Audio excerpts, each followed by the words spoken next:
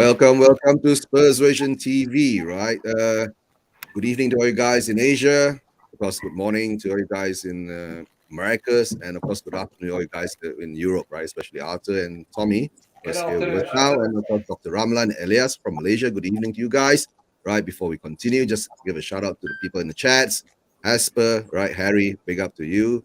And of course, we have got Mr. K, right?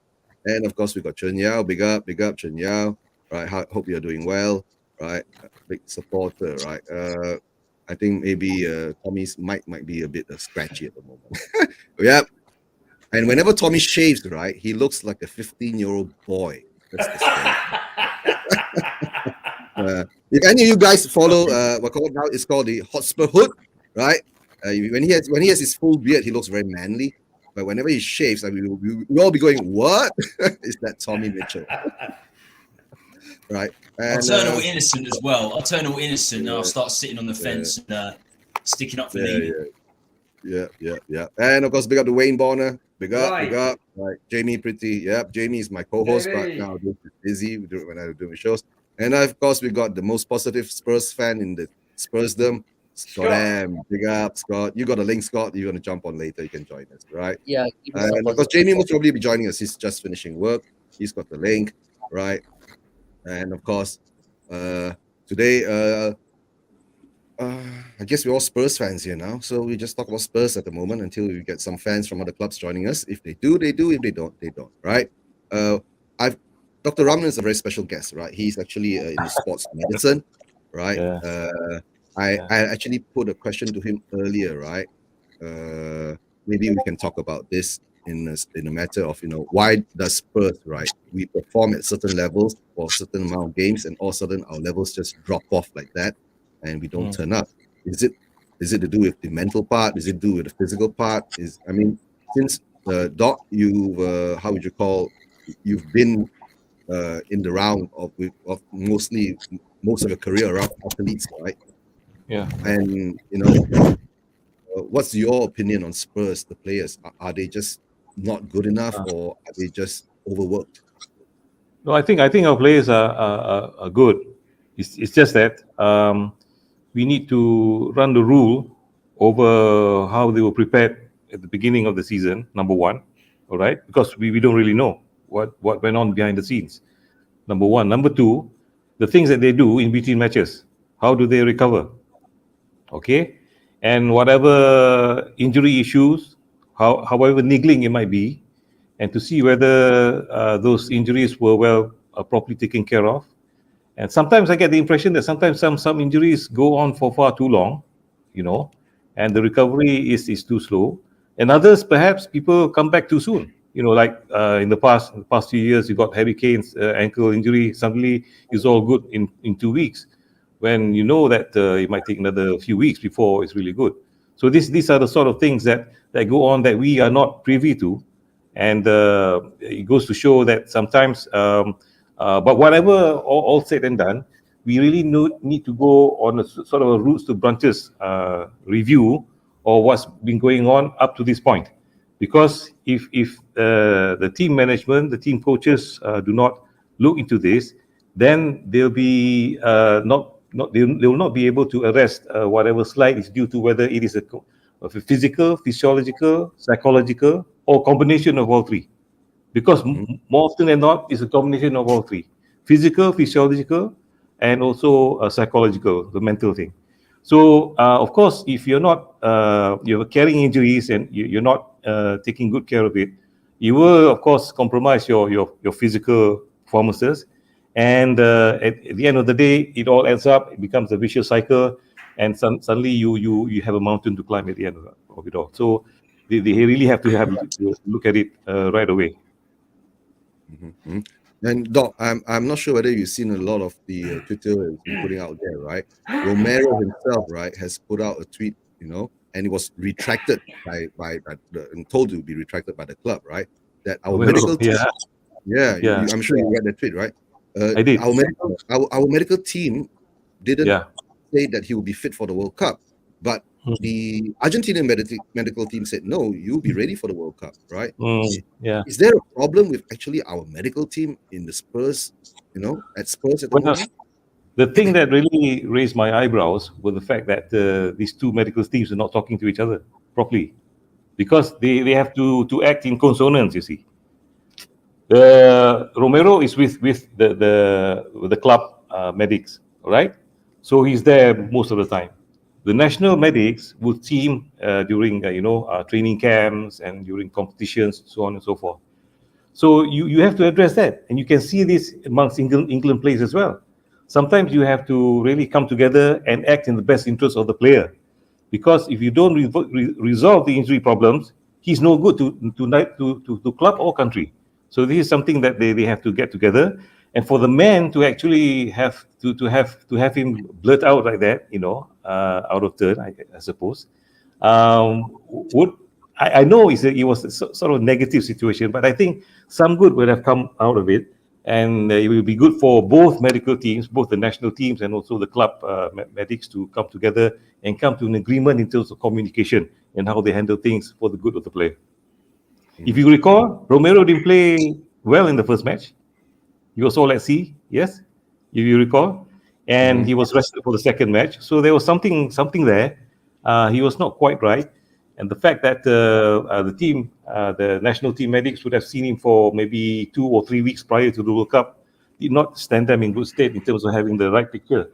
So not having the right information from the club medics as well would have compromised the whole situation as well. So that means there's a lot of non-communication going back and forth between Definitely. Yeah. So that means there'll be a lot of issues up in the air that we do not actually know. We're not privy to know. Yeah. Actually. But We see all that as well. Even over here in Malaysia, right? You get this sort of thing happening everywhere. The bigger the club, the bigger the problems apparently, because they've got players that they want to protect and all that. So they tend to err on the side of caution. If you think you got 5 weeks, okay, let's take 7. It's the safe way to do. But when you're facing a World Cup, a tournament like that, as big as that, coming every 4 years, if you think that it is 5 weeks, they'll cut it down to 3. Okay, so that you can use the guy. So this is a matter of balancing out between the two interests from both parties. Okay. Let's be fair to but don't forget, guys, we're having an international break coming up soon too. There you go. There we go. Right, and being a Spurs fan, international breaks ain't kind to us. Really ain't kind to us, right? That's the scary part. We always come back with a lot of issues and all that after that, right? But let's see what happens this cycle, right? Because I'm not very sure. I haven't even checked up, right? What's happening in this international break? Are we playing the Nations League, or is it, there are no more international friendlies, I guess, in Europe anymore, right? Apart from, unless you say the South American players, they will go back to South America and play whatever they're going to play there, right? And for the European players now, during all this international break, it's all about the Nations League, right? It's still competitive. It's still a competition. So they have to go out there and give them their all. So I guess we have to keep our fingers crossed, and let's hope we don't get more injuries, because as you know, we already have a long injury list, right? From our goalkeeper to, most of our decimated midfield, right? Let's hope that doesn't continue, right? But of course, I'll go to the FA Cup first, guys. A lot of people are saying Sheffield United B team against the Spurs B team, right? I'll go to Arthur first. Arthur, did you watch the game? Yes, I did. Yeah. What do you think of it, right? Sheffield United B team against the Spurs B team? Listen. It was a surrender as far as I was concerned. We were the better side. I think the first half we showed that, we got it there. And I thought we were going to overpower them, but... Yeah. A young Tommy, yeah. Thank you. And we just seemed to cave in the second half and surrendered. And I thought, where the hell have I seen this before? All the time. We just aren't, I don't know, we're just not the side. Back in the day, I'm an old fart, right? I've been around a long time. I've seen good sides, I've seen bad sides. But we've got a talented squad, so everybody keeps saying as well. And I've got to agree, they are talented. But they play when they want to play. And it just seemed The FA Cup, they couldn't really be bothered in the second half. You know, Sheffield United wanted it more, and they got it. We caved in, and then we followed up. You know, how can we beat Chelsea, lose to Sheffield United, and then lose the following game as well? And it was, I don't know. I've got to a stage in my life. I just want to. I don't just want the board to change. I want everything to change because I think the DNA in our club is all wrong at the moment. I really do, and we more readily cave in than fight for it. You know, so I don't know. I don't know whether they had orders not to go for the cup full-heartedly. Because don't forget what Pochettino said. You know, we're not bothered with the FA Cup or the other cup. We're only bothered with Champions League and the Championship. So I don't know. It's so hard now to make my mind up. I just think that we've become lackadaisical and more like surrender monkeys. You know, if we want a game, we go and win it. Chelsea game, for instance. Okay. I know that's not the best side Chelsea have put out for a long time, but they're still pretty decent, and we won that quite comfortably. You know, if we can do it against Chelsea, what the hell can't we do it against Sheffield United? Yeah. And, all right, before we continue, we got the West Ham fan on, right? Big up to Keshav. Hi, Keshav. I'm not sure you met Arthur before. I'm not sure you met Tommy before, but Keshav is a Malaysian and he's a West Ham fan, right? He's got some time to join us before we go anywhere. But hold on, let me check. There's a background sound here. Yep, it's coming from you, Arthur, the background sound. Is it? Yeah, you might have something on in the background, right? Kesha, we were just talking about the FA Cup, right? Where you guys were beaten by Manchester United, right? If I'm not mistaken, and we lost to Sheffield United, right? Okay, right. Of course, being beaten by Manchester United ain't that bad, but for us losing to Sheffield United, it doesn't look too good. Sorry to say, right? But and of course, yesterday Manchester United gets hammered by Liverpool. I know, yeah, I watched the match, yeah. I Yeah, watched get it. hammered by Liverpool, yeah. But coming back to West Ham first, right? We're talking about FA Cup, right? At the moment now, I'll go to Elias.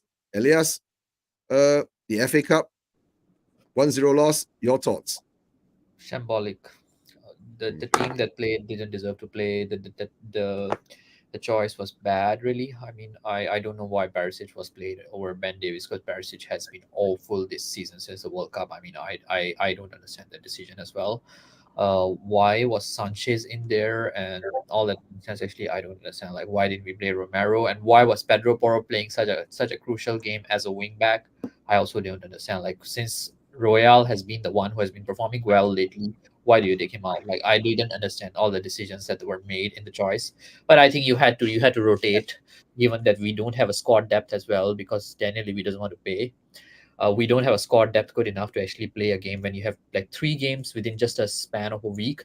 We don't have that depth, so I think it was all down to the squad depth that we have. We didn't have it, and we played some really poor options for the FA Cup. And honestly speaking, I think we should have prioritized the FA Cup over the Wolves game, because that is a cup, and that was our most realistic chance of winning a trophy, but we didn't. And honestly, I think it was shambolic. Like, it was an embarrassing performance. Like, there's no excuse that you go and lose to a team like Sheffield United. I'm disappointed. Yeah, we're all disappointed about it. Tommy, you didn't go, right? You watch it on TV. You're muted, Tommy. You're on mute, Tommy. Hold on, Tommy. Yeah, of course. I watched it on TV. Hard watch to say the least. The lineup. Now the Sheffield United lineup. The fact that, I mean, you hit the nail on the head, Eugene. It was their backup team, especially if you look at the forward line that Sheffield United have been playing in the Championship. That was a lot of rotated backup players they started in that game. Now, we don't have to look to the opposition and say, okay, they're resting. They're in the Championship. They're resting their best players. Maybe we can rest our best players. We made some changes, like Elias said. We made some changes, and some we had to, because we had 3 games in 6 days. Chelsea, Sheffield United, then Wolves on Saturday. So we had to rotate a little bit. But Kane, Kane couldn't be rested. Kane could not be rested for Richarlison up top. Romero could not be rested. He's a centre back. You know, Dr. Ramlan, explained about Romero, and he has been injured a lot this season, but he's a centre back. He should be able to play 2 or 3 games in a week, and especially a massive game like getting into the FA Cup quarter final. So for me, those were errors in terms of rotating the team. I was happy Sarr came in, because we got Basuma and Bentancur injured, unfortunately. So you need to rest Skip and Højbjerg. And if you looked at the game, if you watched the game in full, we protect some of our best players. If you saw Højbjerg was awful. Højbjerg was absolutely terrible in that game. He messed up. Him and Eric Dyer almost messed up. Sheffield United almost scored from there. For the goal, he's sort of standing there. So you need to rest players. We're not at that stage. We're not at the stage. We haven't got the depth. We haven't got the first team defensively, and we haven't got the depth to rest players. So it was a disappointing performance. I knew it was going to happen. You could tell 60th, 70th minute when you play a team that you should be beating, you just knew they were going to score. It was like Arsenal on Saturday when they come back 2-1, and they come back 2-2. You're like, oh, they're going to score the winner. They're going to score the winner, and they're going to win the league. And that's exactly what happened. And you could see the Sheffield United goal coming. It was as simple as that. So yeah, horrible result. We're not going to win anything this season. Got Milan Wednesday. Even if we get through that, we're going out the next round. It's as simple as that. We can't beat the big boys. We don't beat the big boys. The only big boy we've beaten this season is Chelsea, and they were 10th, and they can't score goals. We beat Man City too, right? Okay, Tommy. I suppose we always beat Man City. Though that doesn't. We'll come to that later. We'll come to the review of the Champions League game, right? But before we continue, I'd like to welcome Stelios, right? Stel, congratulations, 10K, hard work. Right. Yeah. And Stel is still sick, right? You can hear his voice. Oh, mate.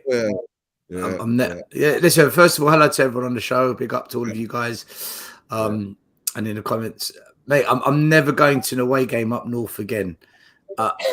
Twice I've gone now this season, Manchester and Sheffield. Twice we've been embarrassed. Twice I've got ill. Twice I've been called a Southern CUNT by the Northerners up there. and honestly, there's nothing good that comes out of going to Spurs away games up north. I'm just going to stick to like the Fulhams, the Brightons, the Crystal Palace away.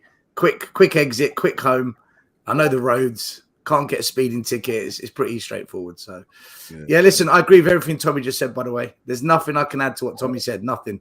Every word. Even if we win, we're going to go out in the next round in the chat. Everything he said, I agree. Yeah. Big up to you, Stel. Right, and of course, Stel, meet Dr. Ramlan, meet Keshaf, and I'm sure you know Elias, right? Yep. Yeah, Elias. Arthur. How you doing, Arthur? Yeah, Arthur. Yeah, we haven't seen Arthur in a long time. Yeah. He sits 10 rows behind me in the stadium. 10 rows behind you in the stadium. Yeah. 10 rows behind. Yeah. He's not the one that called you the Southern CUNT. No, Arthur was throwing bottles at him. And I'll get to Dr. Ramlan on the Spurs FA Cup game. Dr. Doc, did you wake up at 4 a.m. to watch the game? Actually, to tell the truth, right? I didn't even bother to wake up to watch that game. I just No. When you have a 4 a.m. game, right, and you have a busy day ahead of you, I just want to let destiny do its job. If it's a win, I'll be happy. If it's a loss, then at least I'll know that I have to move on quicker than I used to years ago, when I used to wallow for days, looking miserable every time we lose. But the thing is, I just sort of acclimatized or adapted to the realities of how our club has been for the past few years, especially. For those who have just come to know me, I started supporting Spurs solidly since 1981. That replay of the Manchester City FA Cup final in 1981. That was the time when I was fully hooked, and since then we've got another one in 1982. Was it right after that? Yeah, against QPR. Yeah, that's right. Yeah. So, but at the end of the day, you still pine for those days, and sometimes I almost feel that even if you either win or you lose or you draw, that sort of thing. But you can't control anything. By the end of the day, you at least need to see proud performances that show that they are proud to wear that badge on their chests. And it's not something that when the going gets tough, they just forget why they're there in the first place, playing for the club, playing for the fans who travel all the way up north, getting infected and all that, and getting sick. So the thing is, yeah, that's the thing. If you're sick of you getting sick, and you enjoy the football, it's good. But you get sick of it because the way people, uh, when people play with no pride and dignity, that really gets you. Okay. Yeah, that's true. That's the sad part, right? But Yeah. because Stel, right? Dr. Ramlan is actually in sports medicine, and Stel actually is a coach, right? Who you got what your UEFA B license ready? Have you got that? UEFA B, yeah. Yeah, Stellis has got a UEFA B license, and the best part, Stel went to Hospital Way to see the first team training facilities and all that, right? Mhm. Yeah. I go there. I go there every 4 months, but we haven't been for 3 years because COVID rules changed everything in Cat One. Cat One academies like Tottenham, the rules are so strict. So, but yeah, What? yeah. Craft soon, Tommy. What? Who's Crofton Tommy? Yeah. It's No, not a joke. that was a comment that you put there. Is it that he's looking rough? No. Oh, no, Tommy is shaved. He looks like a 15-year-old boy now. Long story, mate. This is a Let's long not story. get This into one. that. Let's not get His- into that. his Let's face leave looks it. like It's 2 p.m., man. It's pre-watershed. Yeah, Let's- Tommy, your face looks like the top of my head. Okay. I'm clean shaven today. Don't worry. Clean shaven. Oh, cross to Tommy. Okay, no, Tommy's got a lot of stories behind him, so we'll do that in the back room later. Not Sorry, live. sorry, Stelios, I cut across you. You carry on. Yeah. Okay, and Stel, you were there at Hotspur Way. I'm Yeah. sure you go there quite often to meet up with the coaches and all that. So Stel sometimes get a lot of what we call the inside information talking to the coaches, right? And because I was talking to Dr. Ramlan, is our medical team and our players actually not in sync? Is it really that bad there? All right. So, I need to make this clear. I don't know people that work in the boardroom, like the chairman, the board, the decision makers. What I know are people that coach there, and some of the recruitment, player recruitment guys. Now they're in meetings with people in the club, so I can try and pick their brains on what they're hearing and what's being said. And I get the coaches' thoughts. So, for example, you all here might think, for example, do you know what? Eric Dyer's not too bad, just for example. But I get to hear what coaches in the club see, observe, what data they're pulling up, and I get their view. So maybe not necessarily what the media, what the fans will say. So that kind of stuff, yeah, I've got some info. But in terms of things like what the medical team are doing and what's going on with the medical stuff, I don't know anyone in medical, and I can't, and I'm not even going to pretend that I do. But there is one guy called Avi that came on our fan show, who's a doctor, and he made a few comments about how he thinks Kulusevski's come back too soon. That injury, you should be rested a lot longer, and it's only a matter of time before he gets injured. That's stuff that he said. But again, he's a fan with a medical background. He doesn't work at the club. Only the doctors at the club know. So, Eugene, I can't really give you any information on the medical stuff. Other stuff, yeah, but not. Dr. Ramlan probably knows more. Still, don't dig too deep though, because they'll start calling you Adrian. Adrian Mole. Oh, the mole, right? Yeah.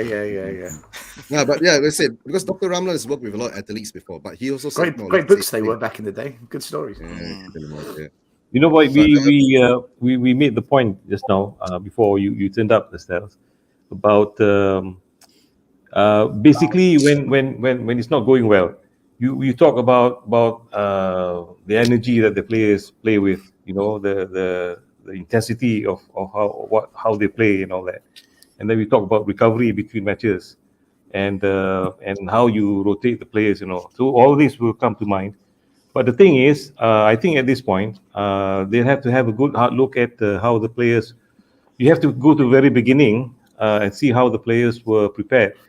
I think having the World Cup right in the middle of the season did play a part in upsetting the apple cart in terms of how the season unfolds.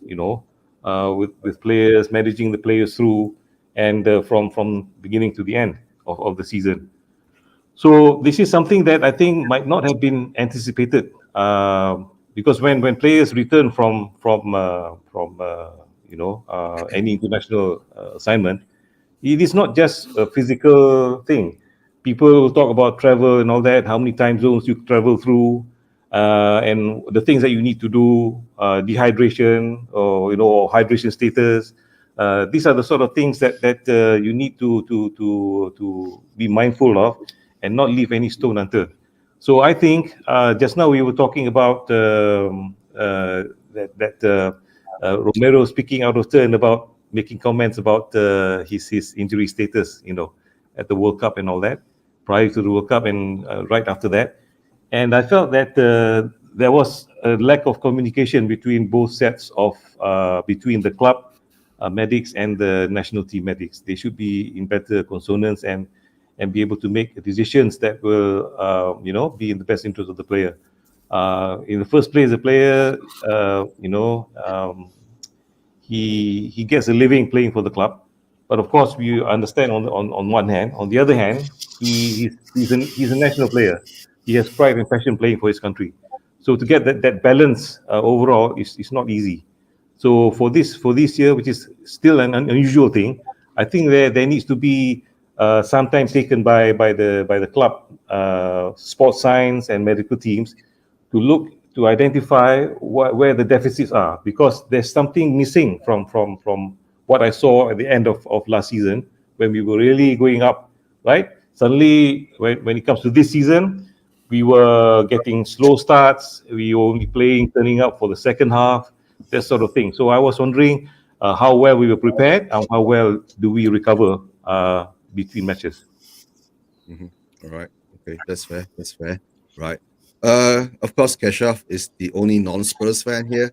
I'm sure you didn't watch the Sheffield United FA Cup game, right? So it wouldn't be much interest for you.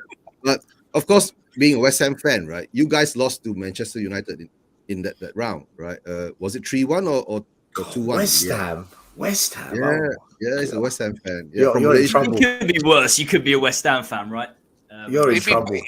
you'll be popular in Manila. They love spam here, Yeah. but spam fritters.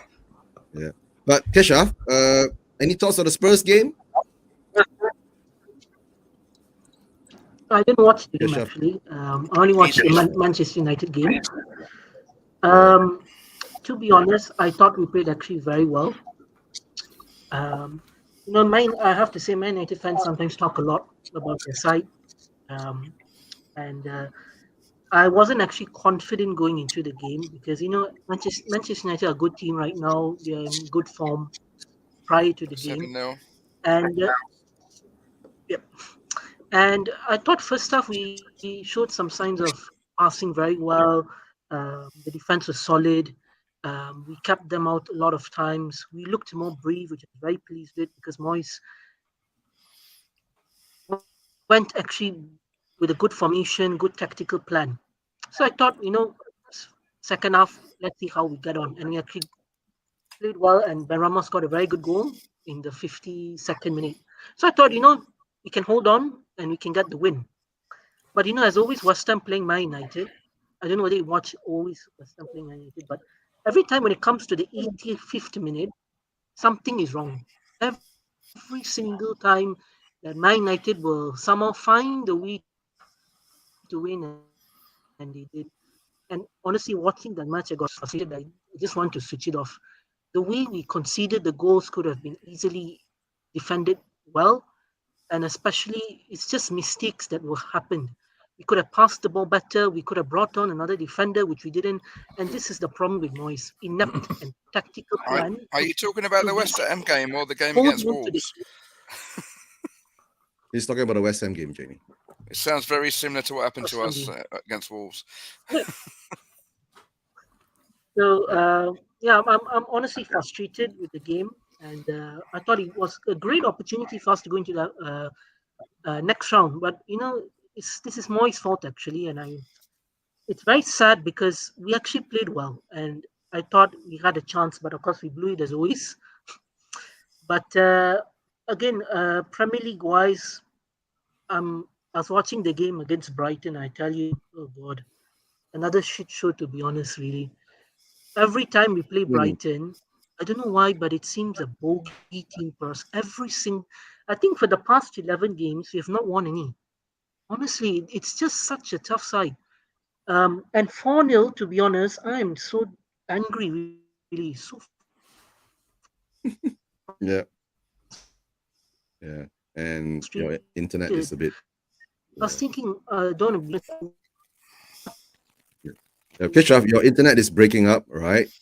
Just like You're freezing. Yep, you're freezing up on I us. really wanted to ask him some questions as well. Hopefully, it'll improve. so bad. Hopefully it'll improve. This is what No, it's not working. Your internet is really, really bad. You've got stale internet at the moment.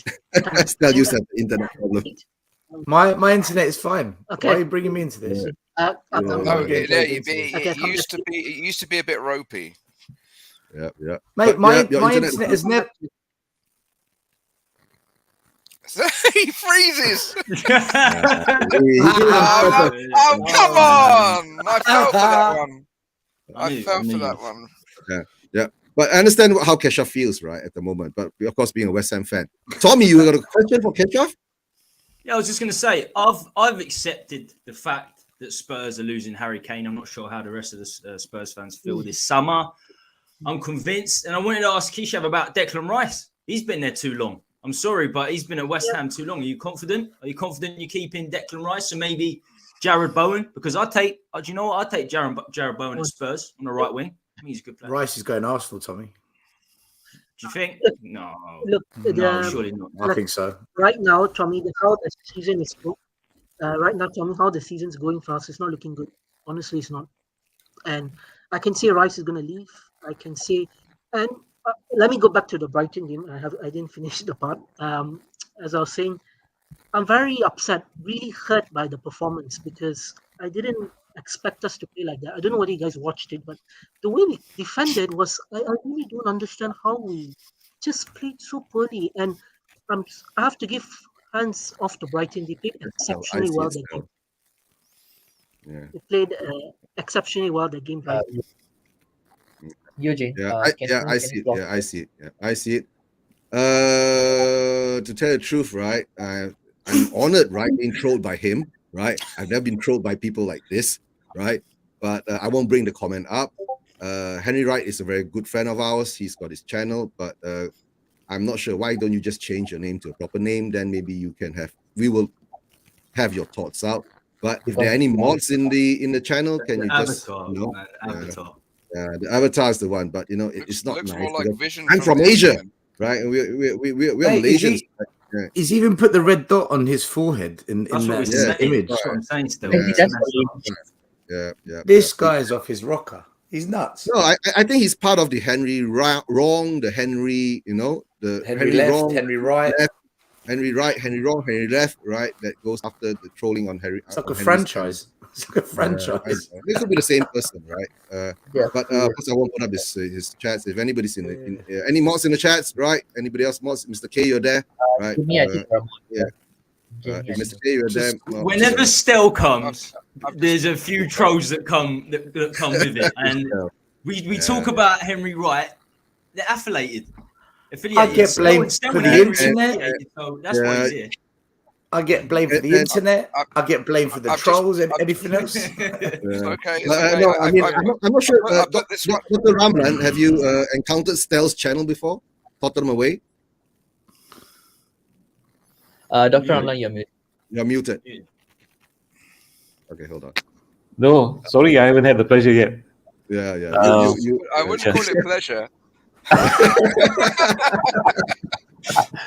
More like Jamie, don't laugh at Stell. He's got 10,000 subscribers, right? What do we have?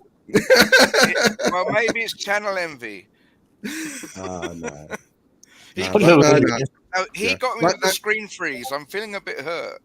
okay, screen freeze and you're feeling a bit hurt. Nah, but Doc, when we do a lot of YouTube channels and we have our opinions and we will say what we feel, right? There'll be a lot of trolls in the chats and all that to come on and put on comments and all that. Well, that But troll, I won't put up his comment, right? But of course, it's okay. he I does. put him in. I put him in timeout.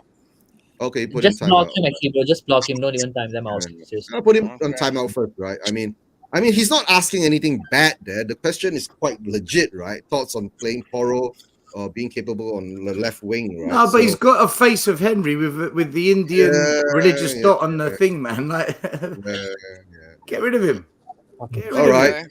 Get rid of him. I can't reach. Get rid of him, man. He's taking the piss. Yeah, it's a bit, the R. Well, he's not Probably- taking anything now because I'm just removing Probably him. some child in his parents' basement on the keyboard, just having.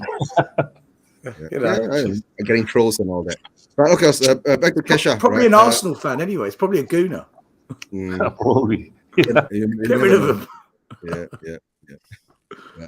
And Tommy was asking Kesha, chances of keeping Declan Rice, I guess it's not that near, right? So for you guys, Yeah, it's not going to be near because right now, after this performance, I think a lot of West Ham fans, especially, are fed up of Moyes. And right now, I'm at the edge already of it. After that performance, I'm like, I can't take it anymore, really. Because Kesha, you've been at the edge for the past month. Yeah. I'm on the brink of it, really, because. Yeah. Okay, let me. How they put this? Every time Moyes is on the brink, and he wins. Every time Moyes is on the brink, he'll win the game for us. And then the board won't. Right now, there's reports that are confirmed that Moyes is staying, and the board are backing him, which I think is ludicrous, absolutely ludicrous for him. I don't know what the board are doing. I think they're very stupid, to be honest, because there's better managers out there who can take us out of this. I've got no more confidence in Moyes, to be honest, because the way I'm sure when you see West Ham's players, all of them are brilliant. Rice, Paqueta, everybody there in that squad is brilliant. But you need to have a manager who can get us out of that position and get us playing well. Right now, we are not even playing well. How can you go to Nottingham Forest last week and win 4-0 and then come here into Brighton and lose 4-0? I mean, that is poor. I mean, that is absolutely poor. And I think Moyes, did you know what Moyes said in his post-match? He said that supporters should support the team in good times and in bad times. But we always support. But they still need to get better. Yeah, it's true. Right now, it's like I'm very worried. I'm honestly worried because to tell the truth, right? If you go down this road now, if you do get relegated, right, a lot of the Premier League teams are going to come rate your players, right? Yeah. Like Tommy was saying, Jared Bowen. I wouldn't mind the defender. What's his name? Ogud, right? Yeah, he's good. Yeah, Ogud. Yeah. Yeah, Ogud, the Moroccan. He's Moroccan, right? If I'm not mistaken. Ogud is good, right? Yes, he's good. We need defenders, right? Spurs really do need defenders, right? So but I hope we don't go down, Eugene. I really hope, because that will back damaging consequences, and that I don't want to go into that road.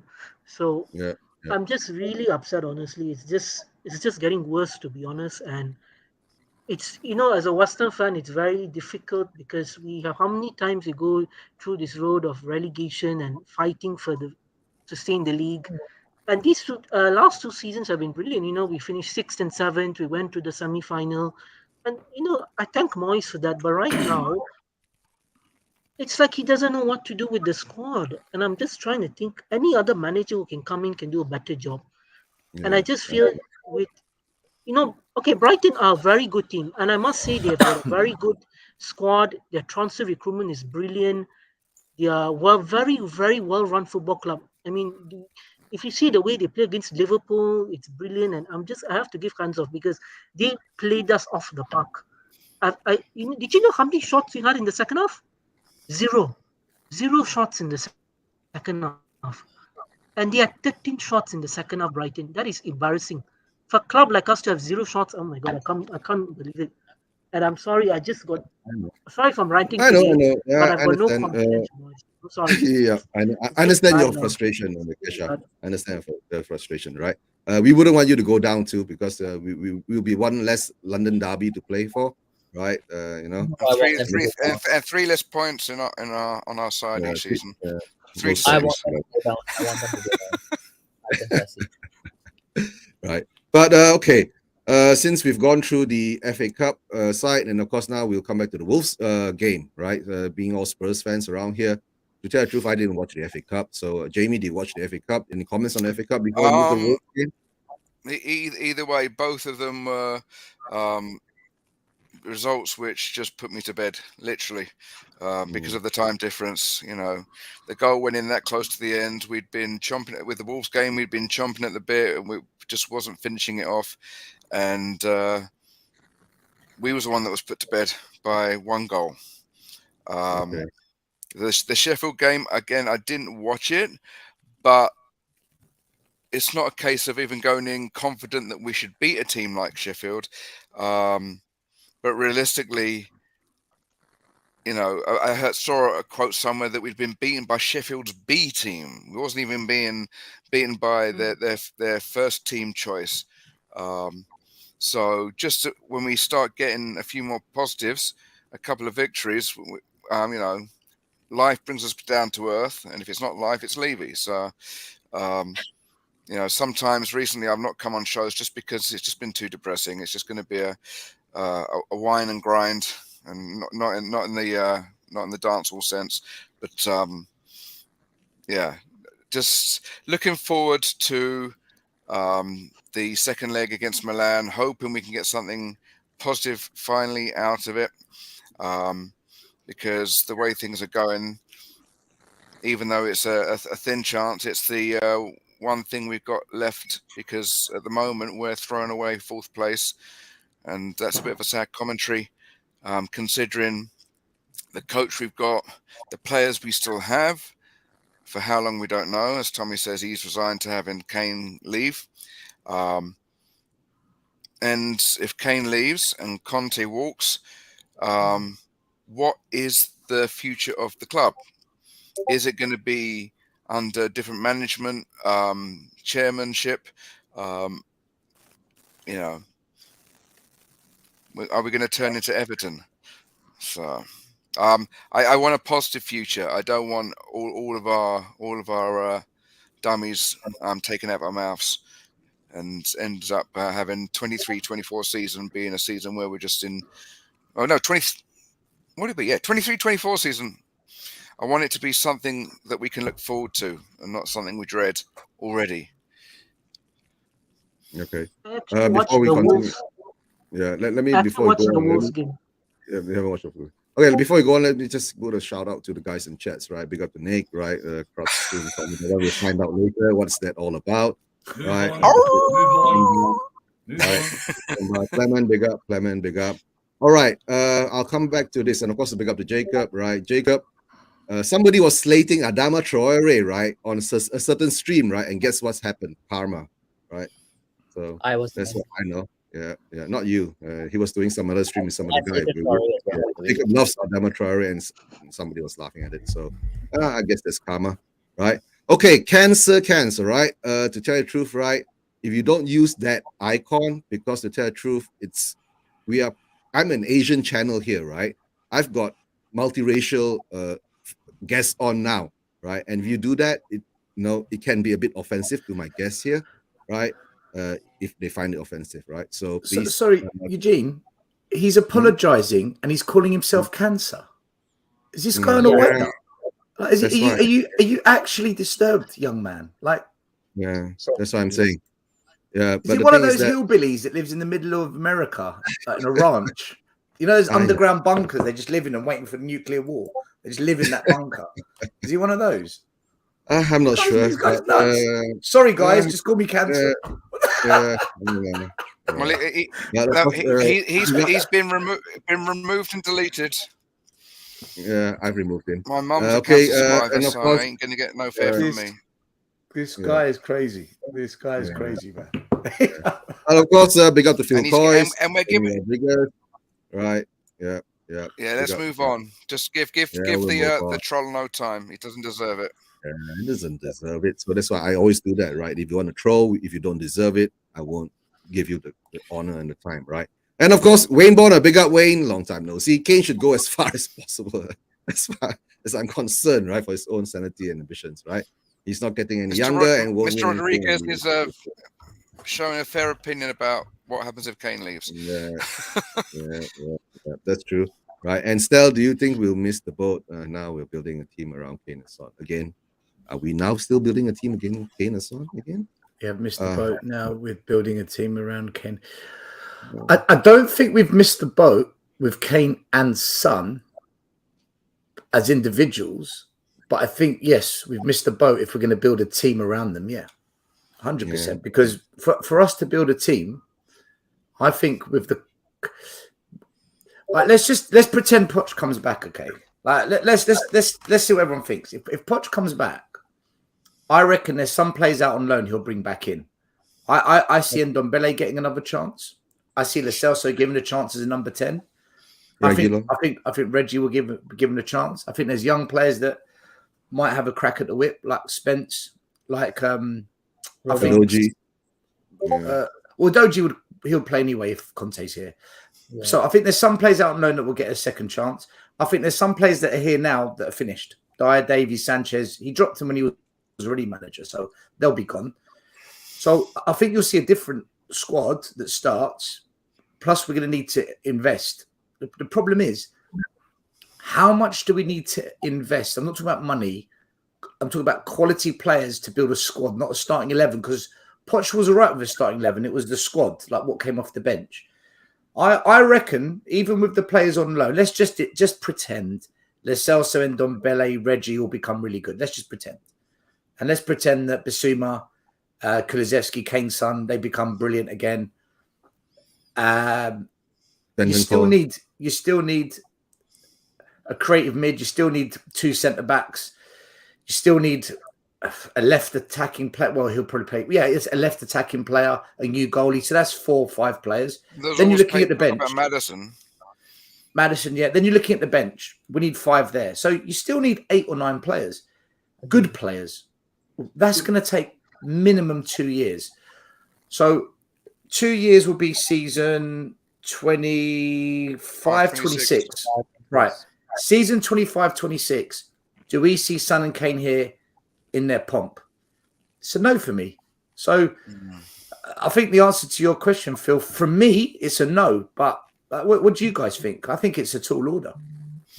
I'm of 2 minds. One, we fight nail and tooth to hold on to Kane, with the reassurance of some worthy players of the ilk of Madison. We keep harping on about Levy out, but we're going to need a mighty big crowbar to get him out of the boardroom, or we're resigned to Kane going, Son being the main man at least for 1 season, and who do we get with the money that hopefully we get from Kane? And Elias, what do you think?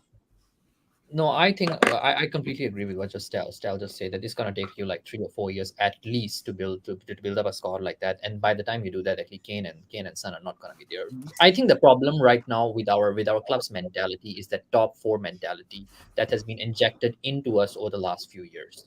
And when we try to just build a squad or buy players considering that top 4 mentality, we are lacking behind the other teams which are going out there to win the titles, because they buy players who can win straight away. Whereas when we buy players, we only buy just enough that we can end up in a top 4, or maybe like, let's say you can win like a Carabao Cup, something like that. But beyond that, we don't think. So that is costing us right now. Because if you want to build a team around Kane and Son, I think you need players who are winners. You can't buy someone like even. We need a chairman that's a winner. Yeah, and a bankroll that's from a different source, that's not just looking to balance the books. Yeah. Count the pennies. Dr. Ramlan, I mean, your thoughts on that? So I think I've been watching Son for a while. I think he's becoming a spent force. I think he's basically done. I can see Kane modifying his role in the team because he can drop back, he can ping the passes and all that. So he has added usefulness beyond that. Just as long as he doesn't take any more free kicks, okay? All right. So there you go. But I think the concern is that you got to find somebody else to come in and play that role. And sometimes I feel that sometimes some players just reach the ceiling and there's no more left, and we'll be knocking ourselves on our head expecting more from him. So definitely, I agree. You can't build around these two players. I'd rather see somebody else come in, and who knows? We've got young players in the forward line elsewhere. We've got some being on loan and all that. I think we can have a look at that. And yeah, I do agree. I got a feeling that the likes of Ndombele and Lo Celso, might come back, and let's have another look at them. Let's track them and see how they're doing, and see how their prospects are going forward. Apart from this, but I feel very, very strongly. The more I see him playing, the more I'm quite convinced that he is becoming a strength for. So I'm sorry. Maybe that's why we're looking at players like Julian Brandt from Borussia. Perhaps, yeah. Yeah, he's a number 10 as well. He's a number 10, so it would make sense if you go forward at the back to look at someone like Brandt. Yeah. Listen, And- we all know, Eugene, right? We all know. Let's say we get 80 million, 90 million, £100 million, whatever for Kane. You know we're going to absolutely Yeah. No, to tell the truth, right? For me, is what I feel. If right, if we're going to misspend the money. No, That's what I'm going to say. We're not going to misspend it. We're going to make a bit of it. No, we ain't going to rebuild a team around Kane and Son now, because that boat has sailed long time ago, right? Kane is 29, 30. Son is 30, 31. By the time you do your rebuild, it takes 2 years, right? They'll be 33, 30, what? 30, 33, 32. Yeah. 33, 32, 34, in that range of time. To tell the truth, I rather honestly sell them all. I'll sell Kane, I'll sell Son, right? But what Stel says is very correct. Will we spend the money properly again or not? That's how I feel. If we do spend the money properly, to give whoever the next manager comes in, right? Whether it's Poch, whether it's Big Sam, whether it's Ryan Mason, right? Then maybe we can talk about something. If at the moment now it doesn't make any What's difference. £100 million these days? We don't. If we sell Kane for £100 million, we need to spend 250, 300 million pounds at least. Yeah, but 100 million is the baseline to start talks with any team. So for all the quality players, that's what you're looking at, right? If you don't have at least 80 million pounds on the table, right, you ain't getting quality players. Simple as that. Unless you're going back to the same old school style where Levy buys them young and build them up again. That will take another 4 years to reach where we want to reach. So, you know what we're going to do. I guarantee. One second. I guarantee, because you mentioned it still. You brought it to my attention. Ndombele, Lo Celso. We're going to go 4 at the back. We're going to play either one of them as a cam, and we'll probably put Brian Gill cam as well, because he's not working on the left, and we've got Richarlison. So that's probably where we'll go. If you think we're signing Maddison, we know how many takers there are going to be. He's been absolutely fantastic again. So his contract runs out next season, so he'll be cheap. But it's not to come to Spurs. You'd be crazy to come to Spurs. We pay the worst wages. We won't even pay the transfer fee, and we've won one trophy in 46 transfer windows. Those players are not going to come now. They're absolutely not. So we're in big trouble. I guarantee you, Lo Celso is going to be in a number 10 spot. He's going to get at least 10, 15 games next season, which is worrying because we're going backwards. And it's worrying because he's not a number 10 sort of player. Yeah. He's not really, Arthur, is he? I mean, for your thoughts, right? You've seen the good old days, right? Of course, nowadays we can't compare the prices that in those days and these days now. We can't even compare the prices 10 years ago to now, right? Everything is being overinflated, right? Even Enzo Fernandez costs about over £100 million just to bring in for Chelsea. How are we going to? We're going to find the money just to buy proper players, unless we have like Stel. Stel is a youth development coach, right? You coach the under sevens and upwards, right, Stel? Right? No, and no. Maybe under what? You coach the under. I do under sixes all the way up to under 21s. In which case, you could be our new Steve Hitchen. All ages. Yeah. And the thing is that we don't show that potential in our youth academy. Well, we That's do, Eugene. This is a myth. Look. One of the biggest problem with fan channels, all channels, by the way, this isn't you, all channels, all clubs, is people talk about things that they don't have enough knowledge on. Like, as fans, we're quite lazy. We want quick access to quick information. Right, just repeat that. The Spurs Academy, and by all means, speak to Iggy and speak to Barry, Ranjit, whatever he's called nowadays, Nick, and and they will confirm, because I took them. They came with me on Thursday. The Spurs Academy, they develop individual players. Their focus is to develop an individual talent. And the main thing they focus on is 1v1 domination. I bang on about this. So they want a player that from a young age can take on 1, 2, 3 players. Because if you can do that, you can keep the ball. And from all angles, whether someone's coming from the behind, from the front, from the side, can you keep that ball? Sometimes you might have to say, do you know what? Let me release the ball, move and pick it up again. We've kept the ball doing a quick 1-2 or a give and go, whatever you want to call it. About developing box-to-box players. That's a midfielder, right? That's further down. But the foundations of a Spurs player is, do you have the technical attributes and the decision-making to take on a player? Do you have the tools, the ammunition, the agility, the turn, the change of direction to keep the ball under pressure at any given time, right? The difference between, have you got the skill to do it? Like, technique is you doing 10 kick-ups. Skill is, can you do 10 kick-ups when someone's trying to tackle you? So can you do it opposed? Because that's what you want, because that's what football is. And you see all these ball jugglers that do all these keepy uppies on the head, shoulder. You're like, oh, he's amazing. Put him on the pitch, can't do shit. Because now it becomes a skill. If you can do technical things against an opponent, you've got skills. That's the difference. Spurs develop that kind of a player because directly from the top, it's been told. And I asked the question because I wanted Ranjit and Iggy to hear this. I wanted them to hear it from the horse's mouth. I asked the question. I said, why do you do that? And their answer was, it comes directly from the chairman. Because every 2 years, we change manager. And if we develop players for a system and the manager comes in and changes the system, all the work we've done has now gone to shit. But if we can develop a player who can 1v1 keep the ball, he can play in any system, any philosophy, and it's been proven. Harry Kane's played under how many managers, how many systems? Has he looked out of place? No. Skippy, how many managers do you play under now? 2, 3?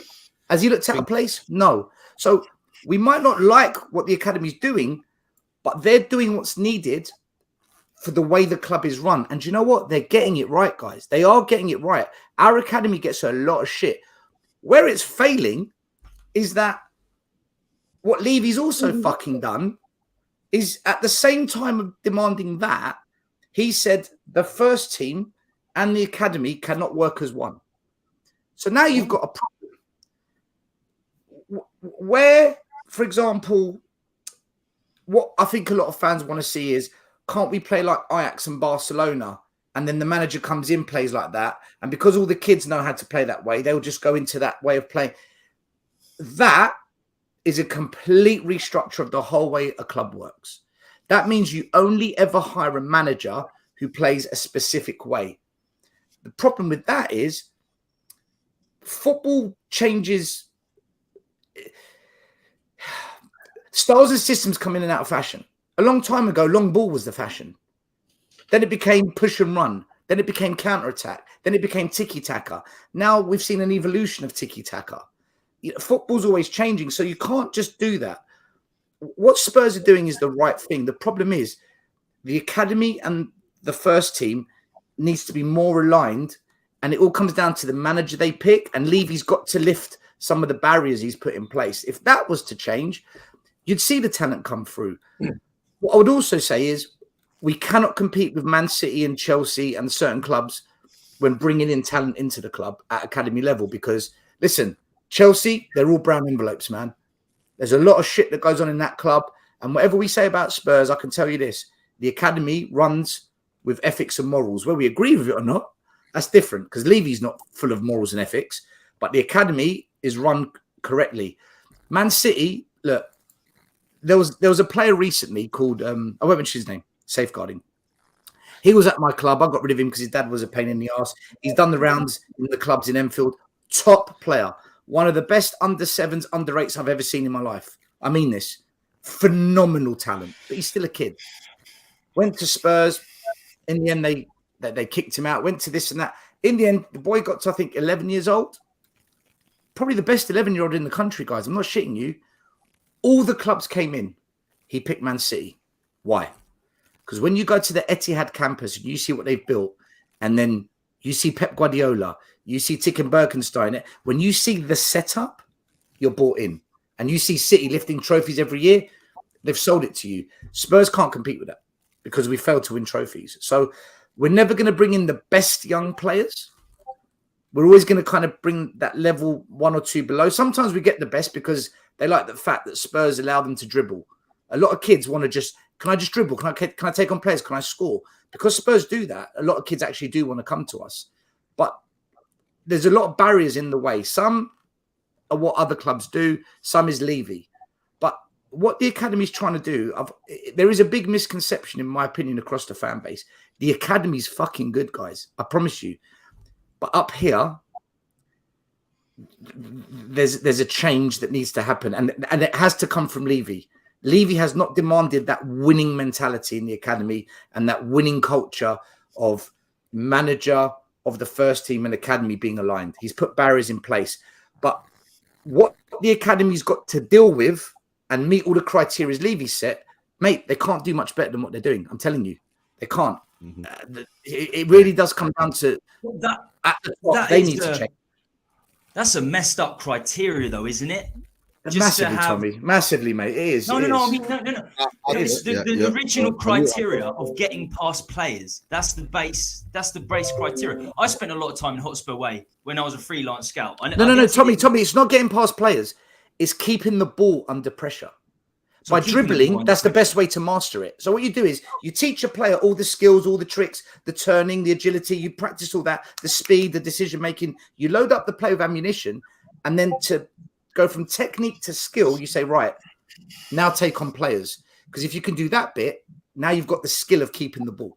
And this is the problem. How many Spurs players that go on loan actually smash it? Because Skip's one, Harry Kane's one. Well, Harry Kane wasn't that great when he went to Leicester and that. There's 2. The other players are struggling. Harvey White, even Scarlett, Parrott, they're struggling. It does make sense. If they're only learning the technical side of it and not to be a team player, then that's a big problem. Yeah, look at Arsenal. Look at Arsenal. They are. Have you seen? No, Tommy, they are team players. Have you seen Balogun? Have you seen Balogun for Arsenal? Yeah, second leading scorer in France as well. They've got youth everywhere. They've got youth. Yeah, but Tommy, hold on, right? Let's say you develop 20 players at 18. Let's say you got 20 18-year-olds that come through. There's no way in any club all 20 are going to go and smash it in the Premier League. No chance. Oh, of course not. If 2 or 3 do, you've done great. Okay. Yeah. But half of those players will naturally just drop off for whatever reason. It just won't happen. Out of the 10, 5 will find careers at other clubs, maybe lower league, Championship, Division 2, Division 1.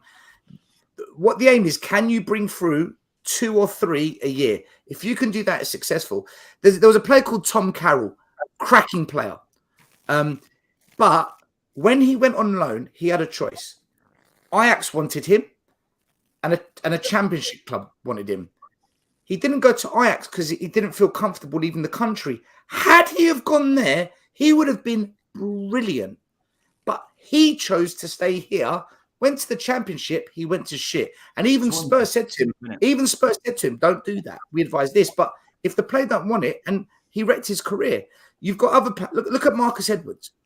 He's doing really well in Portugal. But his attitude when he was at Spurs, it stank. It stank, man. So... Look, there's good players. There's one guy, Noni? They're not getting the chance in the first team. And I think the mistake Spurs make is when they go out on loan, there has to be something in their contract that says you can only loan them if you guarantee they play 75% of your season if they're fit. That has to be in the contract because Harvey White's gone out on loan. He's not even playing. They're not even playing him. It's killed the loan. Like Oliver Reggie, Skip went on loan. Tommy, Oliver Skip went on loan. Played every game, centre mid. Noel John. Look what Noel happened. John. Remember Noel John in pre-season a couple of years back? He went to Charlton on loan last season, didn't get a game. Didn't get a single game. But still, And that kills the no- bridge. The bridge of No, going but from then- youth to but adult. then It kills we- that bridge. It's we a lose a lot transition, of our isn't it? You need no, a we transition. lose a lot of our youth players, right? Like Dylan Mandake and all. Dylan Marcandi. Mandake. And then don't forget, there's this kid that went to PSV, not Noni Madueke, right? He was a Spurs, he was a Spurs, from Spurs, He went there, and then now he's back in Chelsea, right? So Can I also say, guys, as well, what we all need to understand as well, and you're all going to hate this because I hate it. I hate it as well. The Spurs Academy isn't there just to bring players into the first team. It's a business to Levy. It makes money. When you sell Carl Norton for £10 million, right? That sale funds running the academy for 4 years. Not just that. We built a stadium for 1 billion. Do you know about a fifth or almost a quarter of that stadium was funded by academy players being sold over the years? Wow. 1.5 billion. Yeah. Right. Yeah. So the reason we borrowed 700 or 800 million and not 1 billion is because we sold on academy players. So it's there to make money to invest in other projects as much as it is to bring players into the first team. Now that's a killer for me. For me, that says football's not at the heart of the club. If you're prepared to just sell quality players that can maybe win you trophies to help fund building fucking Levy Land and Formula One Beyonce go-karting, I mean, it's nuts. But that's how it's run. And if you're an academy, your boss is Levy, you do as you're told, man. That's how it works in any business. And this is why I always say to everyone, Levy is the fucking problem, Eugene. I keep saying it to everyone, but look at Conte, look at the academy, don't develop anyone. Like you don't know, man. You just don't get it. You don't know. No one sat there and explained it to you. Anyway, I've said my bit. I've said my bit. And Arthur, you want to say something, Arthur? You're muted, Arthur. Hold on, Arthur. Oh, cool. Yeah. Yes, Arthur. Have your say. We Can can you hear hear you me? now. Yeah, we can hear. Yeah, we can hear you now. That's all right. It's the connection. Yeah, we can hear you I now. was just going to say, quite a while ago, is that you must never forget the fact that Pochettino went to Levy and said, we need a rebuild. And within 2 weeks, he was sacked. So that backs up what Stelios is saying, doesn't it? I know. It's the money he's interested in, not the football. That's true. That's so true. Maybe just send Asian Daigle into the into the chairman and try and swap him. Yeah. But guys, okay. Since we've moved on, Keshav is not around. We'll go to the Wolves game, right? To tell you the truth, right? I watched that game, right? The first half we did quite well, right? But somehow or another, the second half we just disappeared, right? So that's why I was thinking with Dr. Ramlan around earlier, right? Is there something wrong with our training methods? Are we over physically or mentally straining the players, or we are just not good enough to maintain 3 or 4 games in a row, right? But it is what it is. We lost to, of course, an Adama Traore goal, right? The player that we've been linked to for the past 3 years that we've still not bought yet, right? So I'll just go around. Jamie, do you watch the Wolves game? I was listening to it because I believe I was also working. Yeah, it was like we had it, and every single opportunity, which were numerous, were just, it's just gone over the bar. He's just pulled it. It was frustrating, and you was waiting for something to happen. Initially, it was finally one of the attempts going in. But then as soon as the Traore goal went in, it was like, okay, bedtime.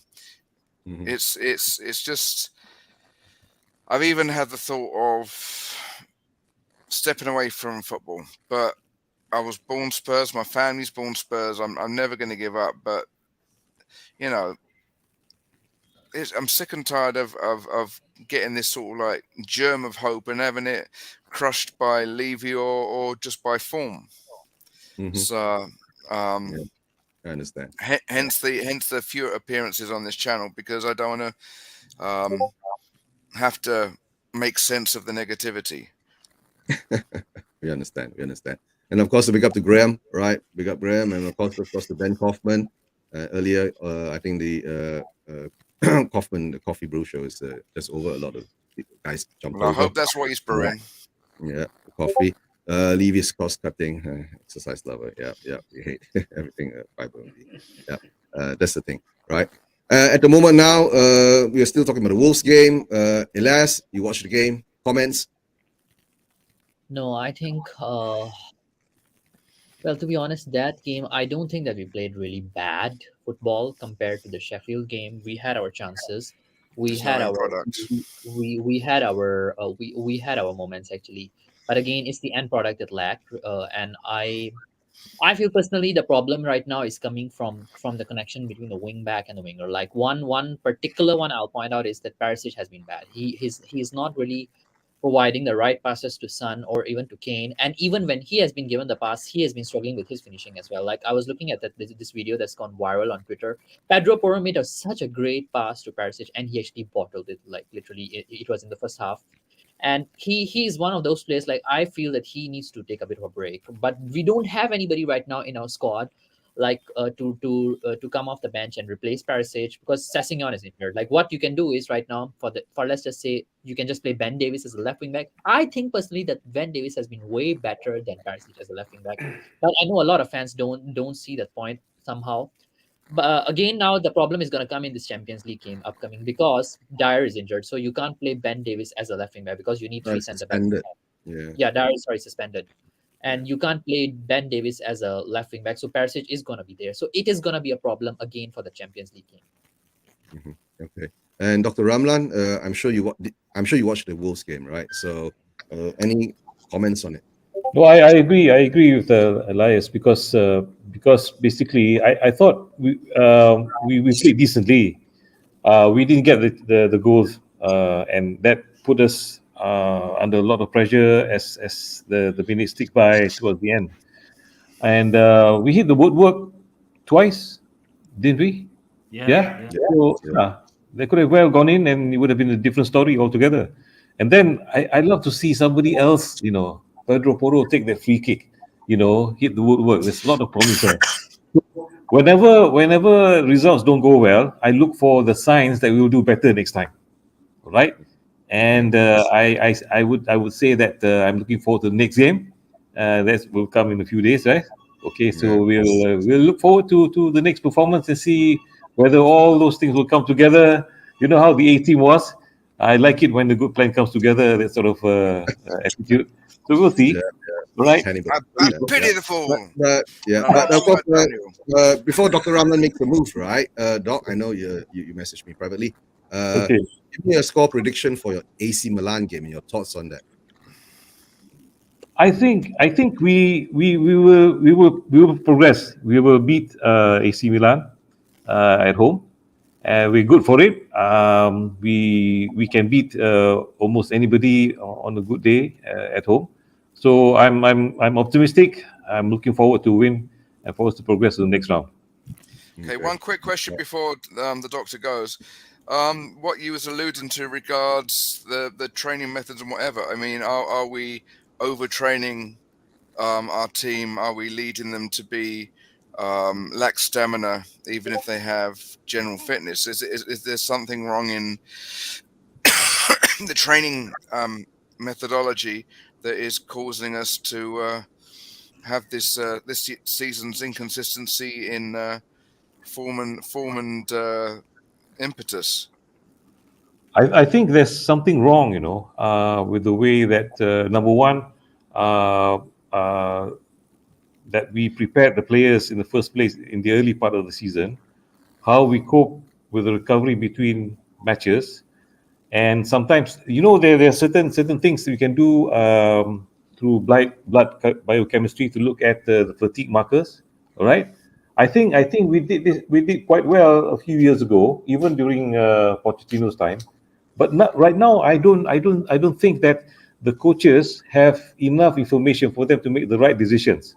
All right, coming from the sports science team and the medical team. So I think I suspect there's some lack of communication or lack of information, and I appreciate that many players are not available, giving us very few options in terms of alternatives in The this unusual position. schedule because of Qatar. That's the thing. And then we tend to underestimate, you know, the impact that sort of mid season tournament at that level in the middle of the season on each player, because each player will have different responses. All right, the things that they went through over that time, and how they sort of eased back into the groove to play the EPL and all that. So I feel that at the present moment there should be an audit. Okay, we usually what happens in these sort of situations, we will ask some of our colleagues not connected with our project to look at it, you know, dispassionately, and say, and come back to us and give an opinion of what's going wrong. Because sometimes we're just too close to the hand to see it, you know. So I think if they can do this and ask some of the conditioning people, medical people, sports science people to give an opinion how these things should lock in at this moment. See whether there are any deficits or anything that is you know not 100%, and to move on, because we still have quite a chunk of the season left before we finish. So I think that there is still hope if we can get it right. Address the major issues regarding injuries or recovery and all that. I think it's fine. So let's look forward to it. Yeah. Okay, thank you, Doctor. Thank you. And any last thoughts before you need to head off, Doc? Well, I mentioned just now. I like what I saw, even though we lost to Wolves. I like what I saw in terms. There you go. Yeah, lah, please lah. I've never seen. You know, at the end of the day, he fancies his chances, doesn't he? You know, each time we get a free kick, but we stand a better chance with anybody. And I was really thrilled to see Pedro Porro. You know, just what? How many steps did he take for the run up? He wasn't a run up. He was just step up, and off you bang. So there you go. So guys, Right. so let's look forward to the next game. I'm sure that you're looking forward. We'll see. You'll see. Right. Thanks for So, joining us. Right. Good Take night. care. Good night, everyone. Good Right. Good night. Good night. Okay. Dr. Ramlan will be. He's in Malaysia or Singapore, because I heard him say Malaysia. la. I know, because I heard him say la at the end of one of his phrases. Malaysian. No, Typically, it's La- Malaysian. Okay. Malaysia. Yeah. Ba is Thank you. Sabah. La is West Malaysia. Right. Singapore, I don't know what to say. No, they say la as well. Yeah. they say la or ma. I don't know. Yeah. Okay. The Wolves game, Arthur. Again, I thought it was going to be one of those games where we 0-0 at half time because we were playing quite well, and then come out and win in the second half. But it didn't happen that way. And I'm not going to pick on individuals. I'm just saying that the team as a whole could have done better, and it didn't. It let us down yet again. And of course, So we had feeling in our household of despair. Basically, we thought, here we go again. You know, can't beat what we would call an easier side. I mean, let's face it, they were they were at the bottom of the league almost. You know, and we can't beat them. Yet we beat Chelsea. Okay, I've just seen this news clip. I don't know whether it's just clickbait or paper talk. The Daily Express, which sort of maybe says everything. Tottenham chief Daniel Levy may take Antonio Conte action this week as fans' feeling is clear. Which fans feeling? Yeah, whatever that's it is, probably yeah. probably whoever they spoke to when they were coming out of the ground. But which ground? Manila Madness. Do you think or Jamie. I quite like Manila Madness. All right, Jamie. Yeah. Jamie, do you think that Levy would take any action against Conte whilst he's Depends. away sick? Because I'm just thinking, right? If he's sick, Well, he's been sick even when he's been in the ground. no. But what I'm saying is, imagine the media: sick Antonio sacked during his recovery. Antonio Conte on his recovery from surgery sacked. Like, do you think Levy would do that? Because from a fan perspective, whatever fans want him out won't give a shit. Whatever fans want him in. He got rid of Yola at half time. I wouldn't put it past. Yo wasn't Levy. sick. Yo wasn't sick. He wasn't recovering from it was illness. still a very unhanded way of getting shot at somebody. But what I'm saying is that we were saying at the start of the season that Conte was the last chance saloon for Levy, because if Conte doesn't pull it out of the bag, then Levy has to go. But wouldn't it be ironic if Levy somehow turns the situation so it seems like he's still in charge, even if he's got rid of our unicorn, supposed unicorn that has gone the same way as everybody else. Yeah. But guys, before we continue, say hi to Manny. Hi, Manny. Hi, Manny. Hi, everyone. Hi, Manny. Respect to Stephen. Yeah. Yep. Yeah. Hi, Money. Thank you. Hi, Money. Everyone. And Manny is an Arsenal fan, just to let you know first. See you later, guys. Take care. All the best. Bye. All right, see ya. Yeah, listen, Stelios, yeah. let me tell you, I don't bite. I come in peace, all right? Pieces? No. I I bite. I bite. Still bites a lot. Yeah, still bites a lot. Yeah. Nah, welcome, mate. Welcome. Yeah, and of course we got our close and very good friend Scotty. Hi, Scotty. Close. He's like 15 hours behind. Yeah. How? What's happening later in the day, Jamie? Tell me all the all the heard news and all the numbers. Spurs the same old. Yeah. Nah. All right. Can I ask Manny a quick question, please, Eugene? Yeah. I'll be super quick. Big up, Scott. Yeah, go Big up, Scott. Manny, what's it like to be a fan of a club where everyone's together? You might win a trophy, a big one. The chairman seems to be on board. The manager's doing a good job. Everything falls in. In fact, let me keep it simple. What's it like to be happy? If you're thinking that I'll be doing the Pharrell Williams, clapping my hand, if I know what happiness means to me, and if I feel like a room without a roof and all that stuff, think again. Because, there's a saying, if something is too good to be true, it's because more often than not it is. Okay? And we talk about how the squad seems to be united, but let's not forget that there are some rumblings under the AFC, not United. That's Manchester. Good one. The club seems to be together, but there are some rumblings under the surface. Together. And I like that. The club seems to be together at the moment, but there are some rumblings between the surface. Several players, including a certain Scottish left-back who might not be getting the game time they need, will obviously be feeling the anger and frustration of having the Mickey or the Mikel taken out of them by the manager. And, we still have to face many tests. We know that things can suddenly go wrong, and with quite a few people getting themselves injured. Sorry, Manny. Sorry. Are you happy? As an Arsenal fan, are you happy? I'm not happy, but I'm not really sad. I am a realist and a pragmatist, and I will be happy by the end of the season. So why is your voice not higher? Because it sounds like you're sitting on the fence. Yeah, man. Like we would bite your hand off to be where you are. But then bite you your have to eat hand chicken. off. we threw away top 4 last season, though, didn't they? So that's why they're being careful. That's why they're being careful. They completely. That's why Sorry. I'm being Sorry, careful. Sorry, A lot Manny, of the the Sharks are circling. But do you know what it is? You're Do in you know the what it centre is? of the ring. Yeah. Arsenal if are you- fully, Tommy, Arsenal Listen, are listen, fully listen. taking advantage Gentlemen, of the gentlemen, transitional period. gentlemen, Right, one at a time.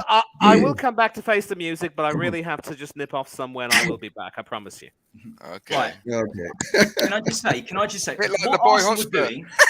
What Arsenal are doing? Arsenal are fully taking advantage of this transitional phase in the Premier League, where Man City and Liverpool are not at the top. Fully taking advantage. We had this opportunity in 15, 16, 17, when Leicester and Chelsea were the top dogs. You had Chelsea with Cahill, Luiz, Victor Moses, Marcus Alonso. It wasn't a great team. Somehow Conte still won the league with them. Tommy, we weren't ready, It- mate. We weren't ready. And Leicester. But we weren't ready, but we had the opportunity. We had Kane, we had a great back four, Toby, Vertonghen, Dembele, Eriksson. We didn't build on it. See, Arsenal built on it. They're taking advantage of the Tommy, transitional period. The thing What is, we've it doesn't done- matter what you no, whatever you say now. Couple of years after came and after those title contentions, we went 500 days without a single signing. that's why we went- 500 days. without a Yeah, single- no, that's you what make I it. Do you know what? He's right. You know, he's right. Yeah, He's it doesn't dead matter, right. but guys, Right. but guys, in the end of the day, it doesn't matter. That's the past. You get what I'm saying, not? Right? Whatever shit has happened has happened. You guys know, and we know who the blame is, right? Of course, but the thing is that, like I said, I've been saying now, right? Whatever happens now, right? Us fans, right? We can blame whoever we want to blame, but why don't we blame ourselves? Right? We have to blame ourselves first, right? To take responsibility ourselves, right? That okay, if you're going to support Spurs, you know Spurs is this kind of shit that you're getting into. It's either you accept it or either you take action, right? And we don't want to accept it and we don't want to take action.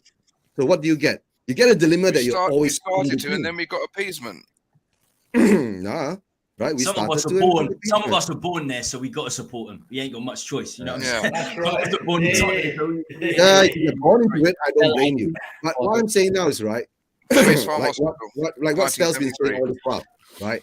It's the fan base, right? I can tell you now, when Levy got shouted at during the Manchester United loss 3-0, 2 days later we got in Conte. The whole fan base was saying, this is Levy's last chance. 1.5 years later now, right? What's happening? We're going back to square one again. Why? Because we allow it to. So if we keep on whining and moaning and not take action, this is what we're going to get, right? Sounds like a When different channel. Arsenal, right, during the ESL protest, they came out in thousands, right? Stel, you were there for our ESL protest.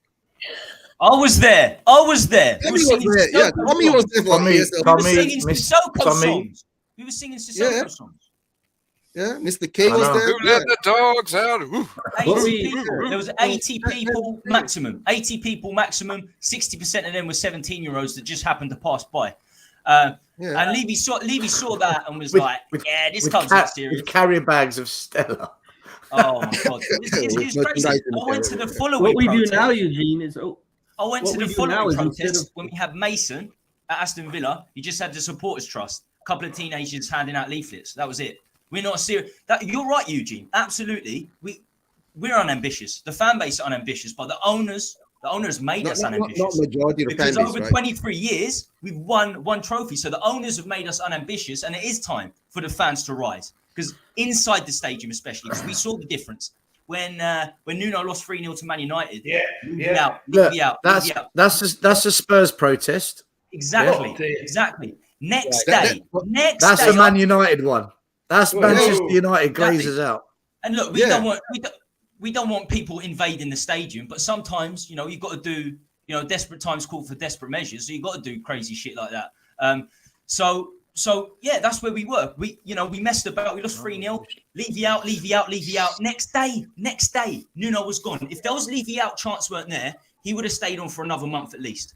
He would have stayed on for another month. The fan base is strong, but you have to get behind. You have to get behind it. And in stadium is key. Tommy, In stadium what is I- paramount. no, Absolute But paramount. Tommy, what And I've I got to can't go. understand. Okay, Tommy, take care. See you, bro. Yeah, he gotta go. All right, he's frozen. I've got to go, chap. I've got to go. All right. Can I just say on the Wolves game? Before I go, can I just say on the Wolves game, because everyone else has talked about the Wolves game. I just want to say we were the better side. We were the better side for once. I don't want to say Wolves got lucky. We were the better side, but the league table and over a season it levels itself out, right? Because we were lucky against Bournemouth, beating 3-2, coming from behind. We were lucky against Leeds, and the league table doesn't lie, so it's balancing itself off. Marseille. There were the 2 worst performances we had this season were against Marseille. Somehow we won both. That's how we're even in the Champions League against Milan. So it's leveling itself out now. It's as simple as that. We're in big trouble. We're in big trouble because I tell you now, Kane's gone. Kane is he's gone. So we need a plan. We need to be proactive. We need a plan. We need 300 million pounds this summer. Tommy, I also reckon Son will go as well. Yeah, I mean, I can't remember who said it, but it looks like his legs are going anyway. He's no spring chicken himself.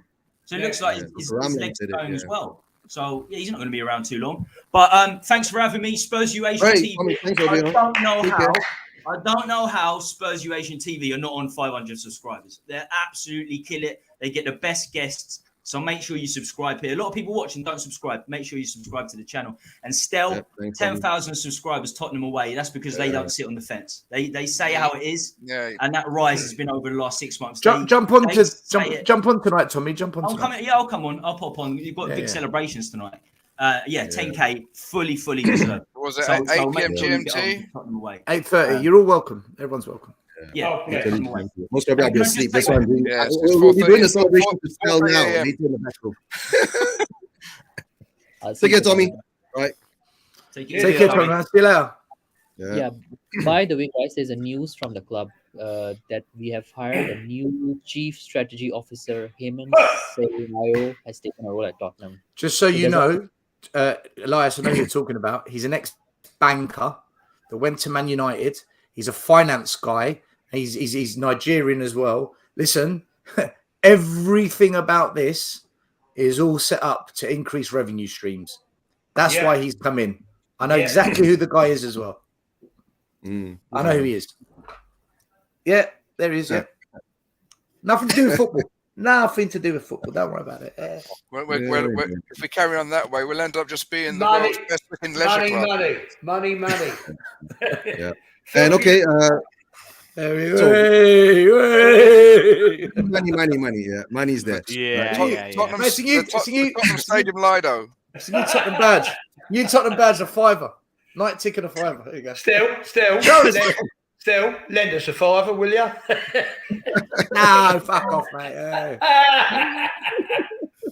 Oh dear. And on that note, are you going to do your little fingers? Little fingers. No, it's not. The show hasn't ended yet, right? Don't worry. Vic Reeves and Bob Mortimer. I want to see those fingers. I want to see those fingers. Okay, still the Wolves game.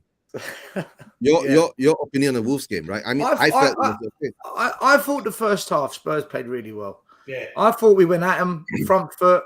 I think I was gutted we didn't go 1-0 up at least. Hitting the post, testing the goalie. We just didn't. We weren't clinical enough. We lacked that killer edge. And I thought Porro is actually showing what attacking wing back is supposed to be like. I don't know if he's worth 45 million, but he's far better going forward than any other player we've got as a wing back. So, but still, during the first half, right, I felt like a lot of players didn't want to pass the ball to the right. Did you notice that? Didn't want to give the ball to Porro. That was a bit weird, right? To the left, right? You got to look at the positioning of the Wolves players as well, Eugene. Whether they were covering that side more as well. I need to go back and watch it. I'll be honest with you because I was in bed coughing my lungs out. Whatever man flu I've got. But I thought first half Spurs played well. We were the better team. And Lopetegui, the manager, after the game in his interview, said Spurs deserve something from that game. Second half, I don't think Wolves were brilliant, but they definitely upped the gears. Yeah, look, they made subs, they changed formation, they changed it, but they had to change it because we were the better team. We didn't need to change it. I personally wouldn't have changed the system in that. Some of the subs were questionable, but look, here's the thing with substitutions, right? We're all experts. We all know what the right sub is and who should come off. And, you know, we're all like, why is Porro come off? What if he was fucking knackered? What if at half time he said to the coach, mate, I don't know if I've got another half in me. We don't know. Emerson coming on, I thought was quite a defensive move. That you can say, yeah, but why are you going a bit defensive? Bring on someone more attacking. But was there someone more attacking? People are going to question Danjuma. Why didn't he come on? Well, if the managers didn't want him and they don't rate him, then it's another Spence. So, but we don't know that. This is it. We're just guessing. Everyone's guessing. So I'm not saying I've got an issue with the substitutions, but I'm not saying I don't. I'm not the managers. I don't know what's going on with the squad in training and on match day. But definitely. Who's that? Okay. Just Sorry, It wasn't. no, it was my YouTube. It just came on full blast. Sorry. I thought it was Minnie Mouse. But I was thinking of those kids. Mate, why not? Listen, Spurs is a nursery anyway, so just might as well give us some childish noises. But look, overall, second half, Wolves made changes because they had to, and in the end, it worked. We didn't make changes because we didn't. Could we have made changes once we saw Wolves were getting into it? Yes, we could. We didn't. Why we didn't, I don't know. But at the end of the day, for me, I don't feel we deserve to lose that at all. It reminds me. Do you know what it reminded me of that game? Do you remember when we lost 2-1 to Liverpool at home? Earlier, we never deserved to lose that. We never ever deserved to lose to Liverpool that day, but we did. The Wolves game gave me a bit of glimpse of, when we were down 1-0 against Newcastle and we battered them and we still couldn't score. That kind of feeling. Yeah, it's like there's sometimes you just don't deserve to lose, and you do, man. Shit happens, and I think it just happened. Look, one thing I will say, when people talk about subs, there's no one coming off that bench that's going to do any damage that's going to be better than what I think we had on the pitch in terms of a creative or an attacking threat. Yeah. I just don't see it. I'm sorry. Richarlison, for me, I never wanted him at Spurs. Danjuma, I think, is an absolutely pathetic signing. Makes no sense. And in terms of midfielders, if Pape Sarr came on and Skip went off, are we going to score? Nah. No. So that's the only thing I'll say. Like, I just think we've got... But look, each their own. People have different opinions. I think if we drew, it would have been fair. If we won, you could say maybe that was a bit harsh on Wolves, but to lose... We never deserve to lose that, man. No, we can't be. We're not in Ligue 1. So how are we going to lose? And of course, Scott. Yeah, we will love your positive. Yeah, no, I mean, I don't disagree with what I heard. I think Spurs were the better team. I do think, though, again, watching us this year, especially now that Bentancur's gone, it's like pulling teeth. We were the better team, but it's so hard for us to create any chances. It still seems like, right?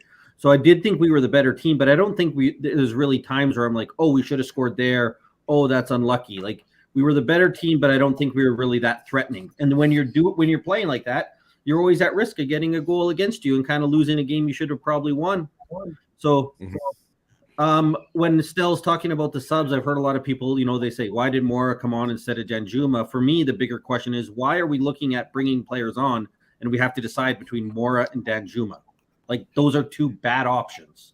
Like, why is our squad so weak that we have to decide between two bad options? So everybody knows I'm not a big Mora fan. So you would think that I'd be upset that he's coming on, but really, who cares when you're deciding between Danjuma or Mora? Like, for me, the bigger question is why don't we have better options coming off the bench? And it's the same thing, right? We brought off Porro and brought on Emerson, and people are complaining that why are we bringing on a defensive player? But we don't have anyone. Who are we bringing on, right? We don't have anybody of quality that we're going to be bringing on, and that's the bigger problem that I have. Not when the subs are made, not individual who was chosen over somebody else's.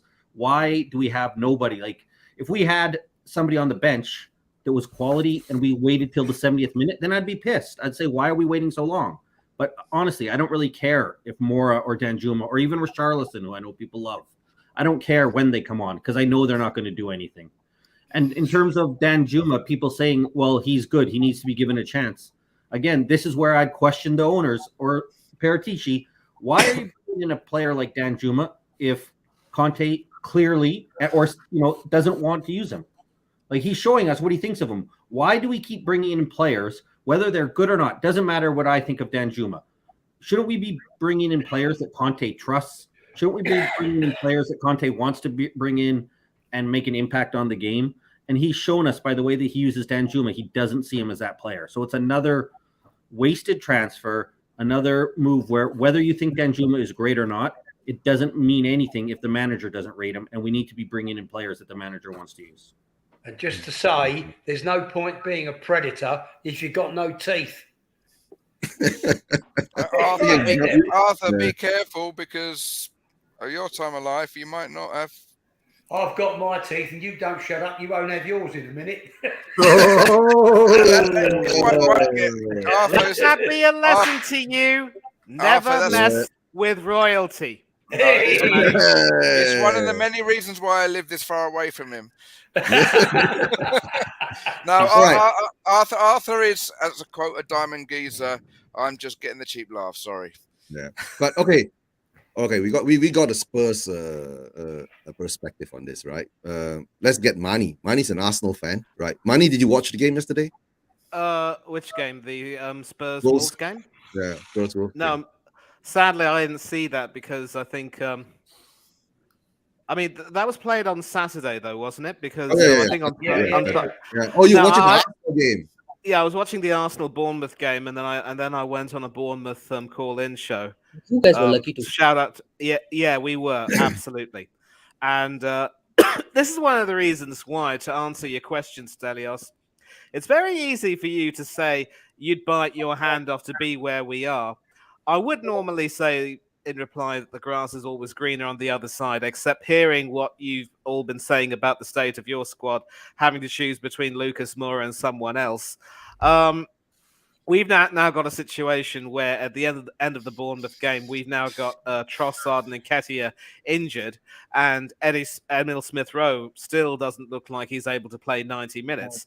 So we could potentially have a very, very threadbare squad with hardly any attacking options. And so this could very well be the time when, other teams like Fulham and Crystal Palace and definitely Liverpool could start to really, hit at us. And I just saw on the telly all of the 7 goals that they. Oh yeah. We had to give a special mention to this. Very, very special mention to this. Yeah, they completely made Manchester United look like chumps more than dark horse champion. Did you see the clip of Mr. Neville and his ever increasing depression as the game went on every time Smith was scored? Well, I didn't, sir, but I did actually see an image of Neville and Carragher sitting not too far from one another, and Carragher grinning like a Cheshire cat, with Neville looking like the Manchester version of Boodle Boy, as it were. Yeah, and Carragher took a photo of Neville when he was slumped in his chair. And that is how you take the mickey. Well done, Jamie Carragher. But what I'm saying right now is that it's very easy to look at us and say, "Oh, everything's coming up roses," but this could very well be the time when we face.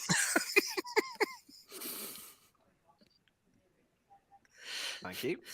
This could very well be the time when the wheels start to fall off a little bit, and we've got Europa League action this in the middle of the week, and we've got Fulham coming up. Fulham are certainly proving that they're no mugs, and they will be determined to set the record straight against us and try and really harass us at Craven Cottage, and we're going to have it all to do to make sure that our run of wins is certainly no fluke by any means. But the question is, how do we do that with potentially a patched up team? Nelson has obviously proven himself the star again, and now that he's fit, he could see a lot more action. But then with injuries to Trossard and Nketiah, how do we even form a team? How do we form a front line? So this is one of the reasons why, Stelios, I'm going to answer your question now. I'm not going to be really happy until by the end when it's all over. And if we end up winning, you will see me happy. You will see me completely eat humble pie on Mikel Arteta and say he's done a really good job.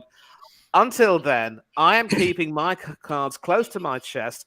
And when it comes to these performances, I'm not one of those people who will look at that and say, oh, it's the stuff of champions to come back from 2-0 down.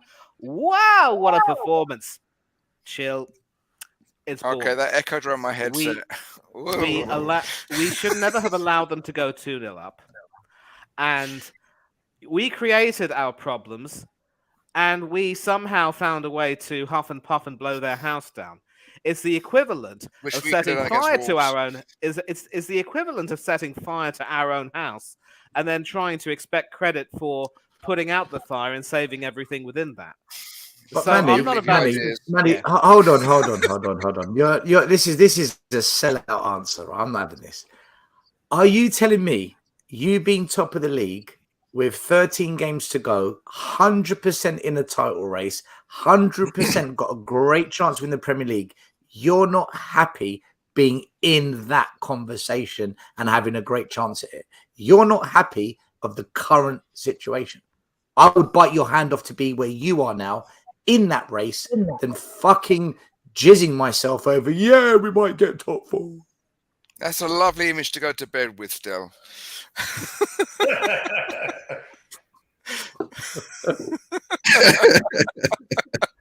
Am I happy that we're top? I guess we are. In a race. Are you happy? Because you're in here's a the thing. Race? Yes, There's only 2 teams in it. Are you happy? Yeah. But here's the thing. You said it yourself. There's There's 13 games to go. There's many a slip between the cup and the lip. And you cannot, it's not how you start the race, but how you finish it. Yeah. A marathon runner will tell you that. So, no. It's not marathon anymore, it's Snickers. Oh, yes. Manny, let me tell you this. Look, I'll tell you this now. I want Levy out. I want Enoch out. I want our stadium to blow up. I want the academy to come crashing down. I want us to go bankrupt. No, leave the stadium alone. I couldn't care less. Top class. No. It's a fucking. It's like a funeral parlor in there. It's no atmosphere, right? Let me tell you something. If Spurs, having said all that, if Spurs beat Milan and we go into the quarterfinals of the Champions League, even though I know at the back of my head, I know we're not going to freaking win it, because as soon as we play Real Madrid or Bayern, we're going to get slapped 10-0 on aggregate. But if we're in it, still, come Thursday morning, there's going to be a little minor tremor in my belly of excitement, probably 1 or 2 on the Richter scale. And then if I see the draw, it's called being fat, right? But I'm the expert on that. No, we can compete. But and then if we draw, let's say, a Porto, I'm like, hold on a minute. We got a chance of going in the semis here. Hold on a minute. And then suddenly Basuma comes back from injury. Maybe another one. Hugo's back. I'm like, hold on a second. I still know we're not going to win it. But Manny, the fact that there's something there, just maybe, the glimmer of you've hope. got to be happy. I would be slightly happier. But if I was where you are, knowing I'm a bloody good chance of winning the league, I'd be in a happy place, man, as a fan. And looking at your fans celebrating and the atmosphere on match day and the unity and everyone's come together. And I don't know, man, if I was where you were, maybe it's being so dejected and devoid of any happiness as a Spurs fan for 4,000 years. Maybe I just look at what's going on at Arsenal. I'll take, you know what? I'll take that. So finally he admits his true age. Yeah. No, of course not. He's a time traveller, 4 millennia. Yeah. Mine is Are you done? No, he's not. He's from North London. I think he's of Greek Cypriot background. I'm done. Yes, from North London, Greek Cypriot background. Yes. Yeah, I'm finished. He ain't Scandinavian. Yeah. Hopefully, if you're good mates with my friend Harry from Hasbro TV, it's all the better. He's also Greek, and I mean, he might be saying the same things that you are. But listen. We've had a history of winning the Premier League ever since. So you know, not all Greek Cypriots think the same. Just want to clarify that there. I'm aware of that. I'm aware of that. Yes. But sometimes, anyway. We have a history of winning the Premier League. But the last time we've won the Premier League was when we went the whole season unbeaten. 2004. 19 years of hurt, never stopping dreaming, and we still have the crest on our shirt with Vindaloo. memories of Sorry, that no, trophy actually, still that's a gleaming. bad choice of song title. Sorry, I take that back. I was starting. I just Try- realised after the. Try Yeah, and 62 years of hurt, mate. Try 62 Yeah. fucking years. Yeah, Only but half here's knows the what thing. what it means to win a league. Only half knows what it means, man. Yeah, only Arthur knows got a it, right? clue. I haven't got a clue. I don't know what it means to win a trophy. What is Yeah. silverware? Stelios, Nice please to let know me what say what trophy I want is. to say. Let me Yeah, say what I let would Manu like to finish. say. Let Manu finish. Okay, Yeah. but listen, it's also look.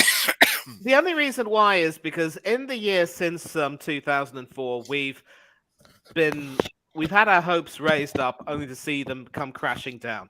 And you know as well as I do that it's the hope that'll kill you. That scenario you mentioned with the Champions League, I'm going to tell you, it is that hope that will kill you.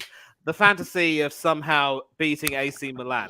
So why And, am I not dead? possibly drawing Porto and making a run to the semis and then having a repeat of 2019, it could certainly, fill you with a great deal of joy. I can certainly understand that. And many of us are dreaming about it. You hear the stories about people singing that ridiculous song in the stands about how Super Mick Arteta knows exactly what we need, and with the players in his squad, we'll win the Premier League. Well, Wow. if he knew exactly what we needed, we wouldn't be having a threadbare squad right now. And managers do have inputs into the transfer window.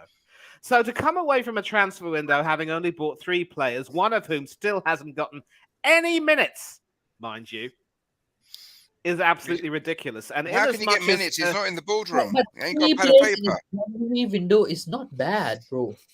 Like, But let me at least say what I want to say, okay? Because I'm outlining all my reasons as to why I am not happy yet.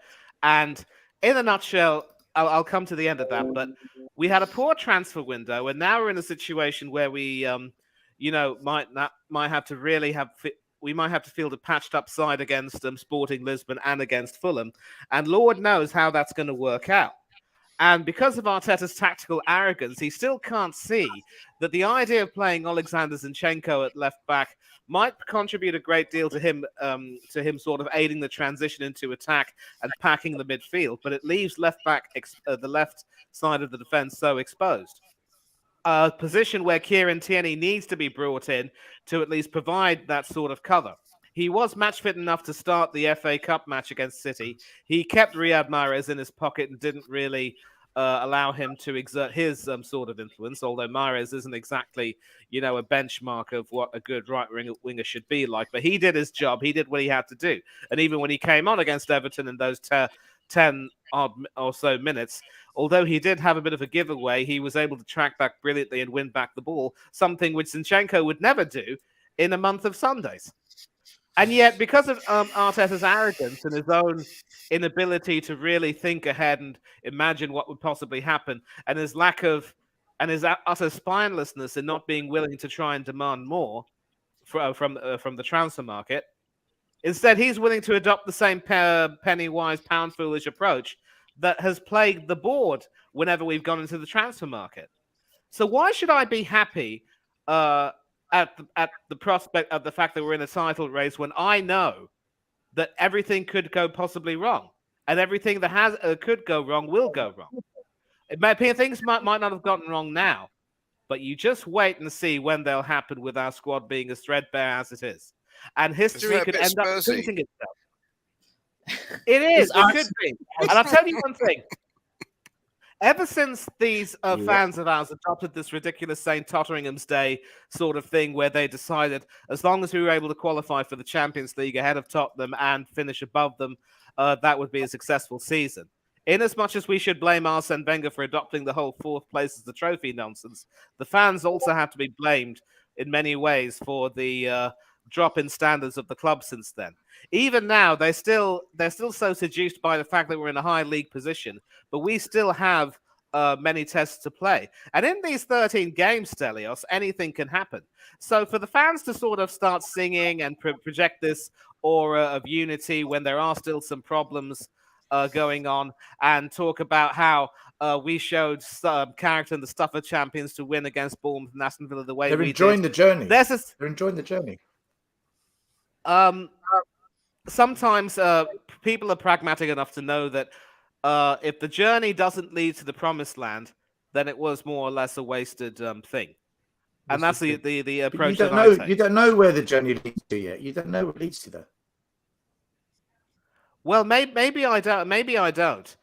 But sometimes you've got to sort of keep the destination in mind and do what you have to do. And if you don't do what you have to do, and you end up stuttering like this, and you're willing to acclaim these, but you are doing what you have reality to do. There, but you are doing what you have to do. You're winning games.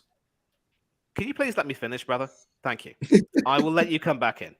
And I'm sorry for doing that, but if there's one pet peeve of mine, it's being interrupted while I'm speaking. I hope you can understand that.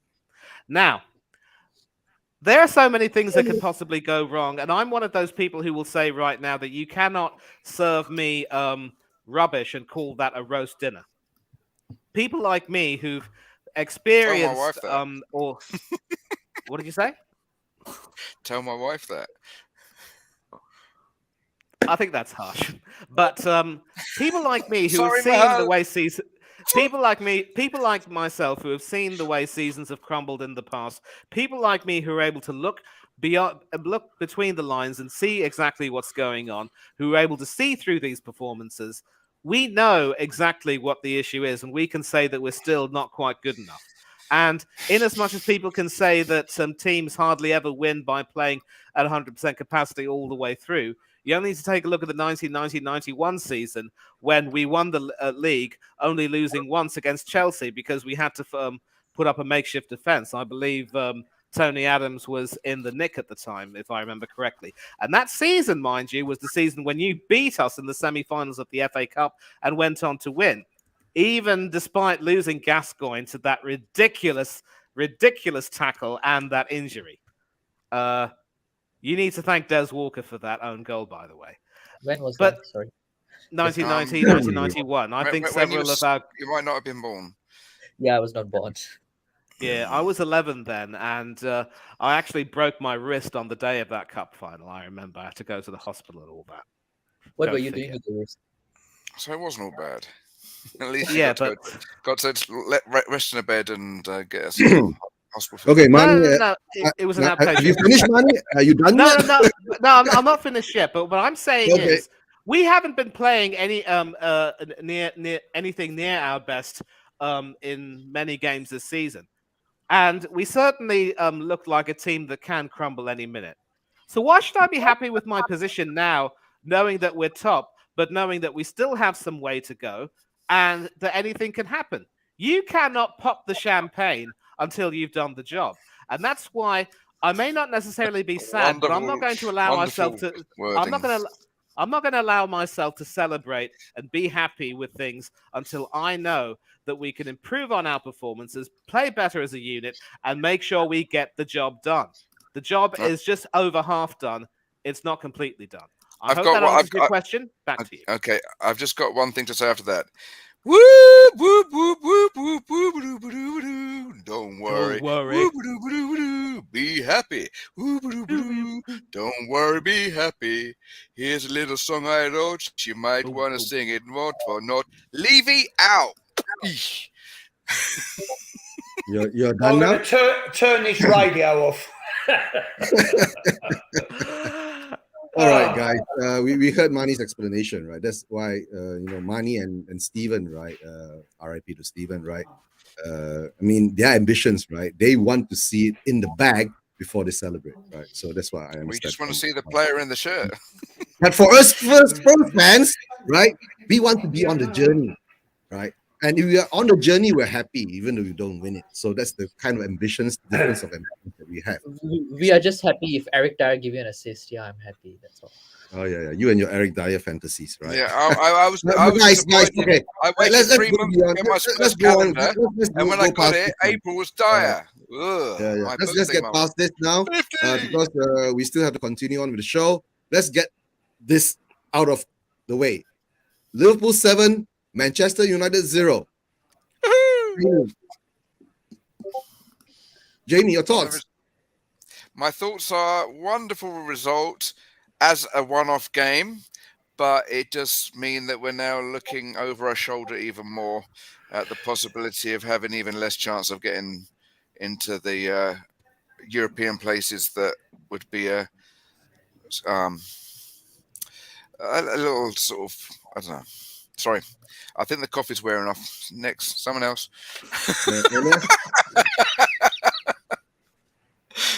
Yeah, basically, the fact is that our current couple of results, Liverpool's result, just means that it's adding pressure to us. But as a one-off game, just to see Man United lose in such a crushing fashion is a nice little second prize for losing against Wolves. Right, I got it out at the end. Okay, are you done? Okay, Elias. It depends on what you mean by that, but No, yeah.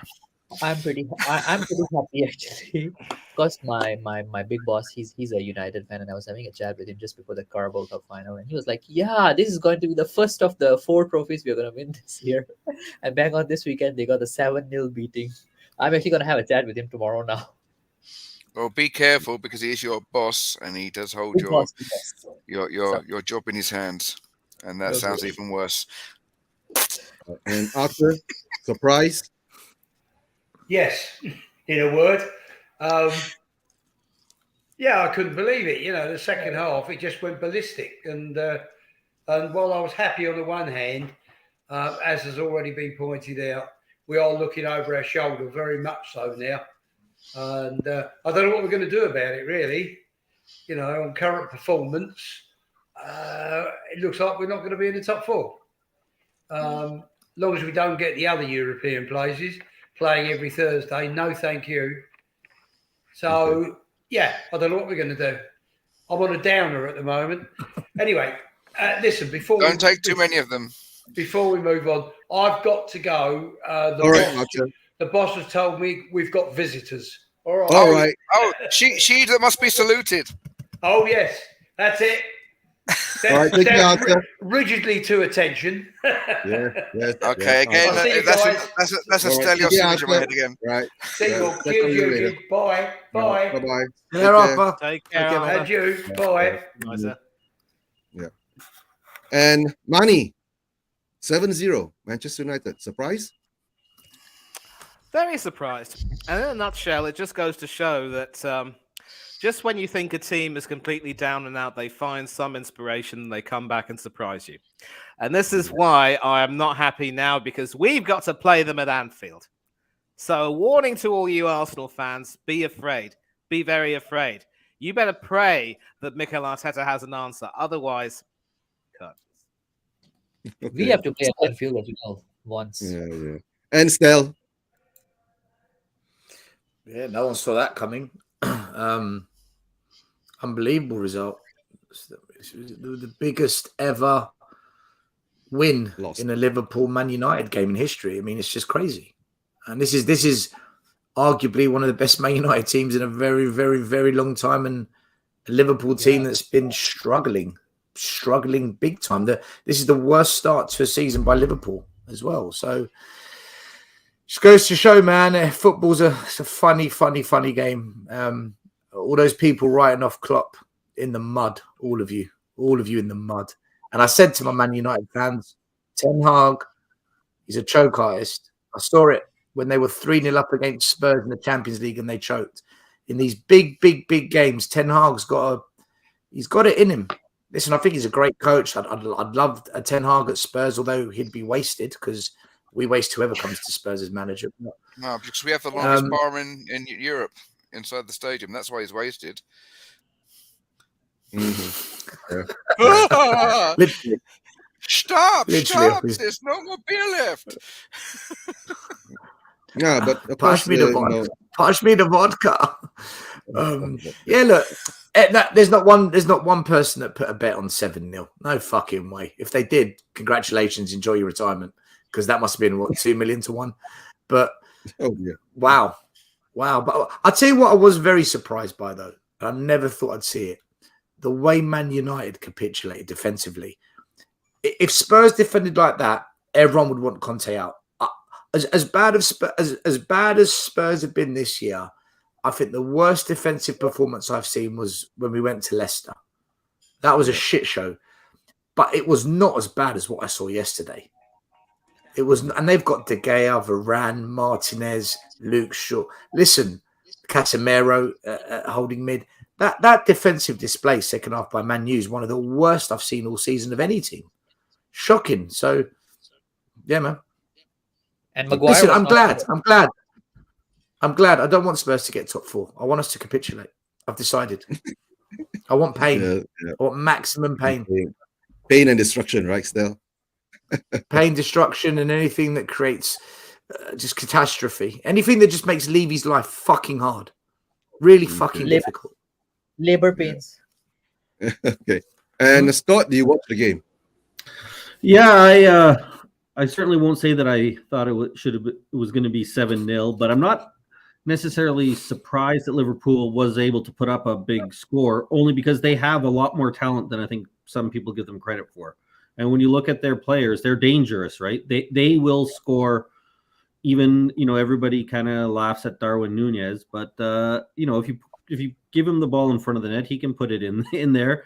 And what was I was watching the game, I was doing something else and had the game on, and every time I looked up, it seemed like there was more goals that I had missed, so I'd rewind to go back to see them. And what I was surprised about it is, not to take anything away from Liverpool, but I was surprised how many goals were from when United defenders would have had the ball and they just kind of bounced off them or gave it right back to them. Like, I thought it was going to be a lot more free flowing and Liverpool just ripping them to shreds. But if you look at it, there was a chance for the United defenders to stop the chance before it happened. And instead they just kind of had it bounce off them or played it like a Dyer and passed it right back to Liverpool. So sounds like us playing, right? Obviously not 7-0, but hey, Liverpool's a lot better than I think some of our fans thought they were when they were kind of down in 8th. And they're not the teams they were that was challenging for 100 points and challenging at the top of the league, but I still think they're showing that they're probably going to be better than us by the end of the season. As Tommy said, by the end of the year, the table kind of evens everything out and you kind of fit where you're, fall where you're usually supposed to fall. And I think we'll see by the end of the year, when all the games even out, Liverpool will be ahead of us. And I won't be surprised by that at all. And hopefully you won't be surprised that Arsenal won't win the Premier League. No, I'm one person who said it all along, Manny. I don't think you will. And it's not just because I hate them. It's a lot to do with how quality City are. So, but I keep saying, right? I'm sorry, Eugene. I need to go, bro. Sorry. All right. Take care, Stel. Just to let you know, I won't be able to join you for your celebration tonight, right? It's too early. Don't worry about it. Right? Yeah. Have a good one, right? Don't get too drunk. No, I'm not. Tottenham away, 10,000 and growing. Yeah. 10,000 and growing. Big up to everyone in the comments. Big up to Elias, Manila, Jamie, sorry. Big up to Eugene, Scott M, and Manny. I hope you come second in the league, and it's because I fucking hate Arsenal. All right, I'm out of here. All right, take care. Bye-bye. I'll be back in about 5 minutes, but yeah, I will rejoin you, Eugene. All right. Okay. But guys, since Stel's stepped out, right? We'll go and do the Champions League preview now. Because we have to look at the AC Milan game coming up. What are your thoughts, right? I would like to know. Do you think we have a chance, or we just gonna get smacked by AC Milan at home at the moment, right? First one I'll go to Elias. Your thoughts on the game?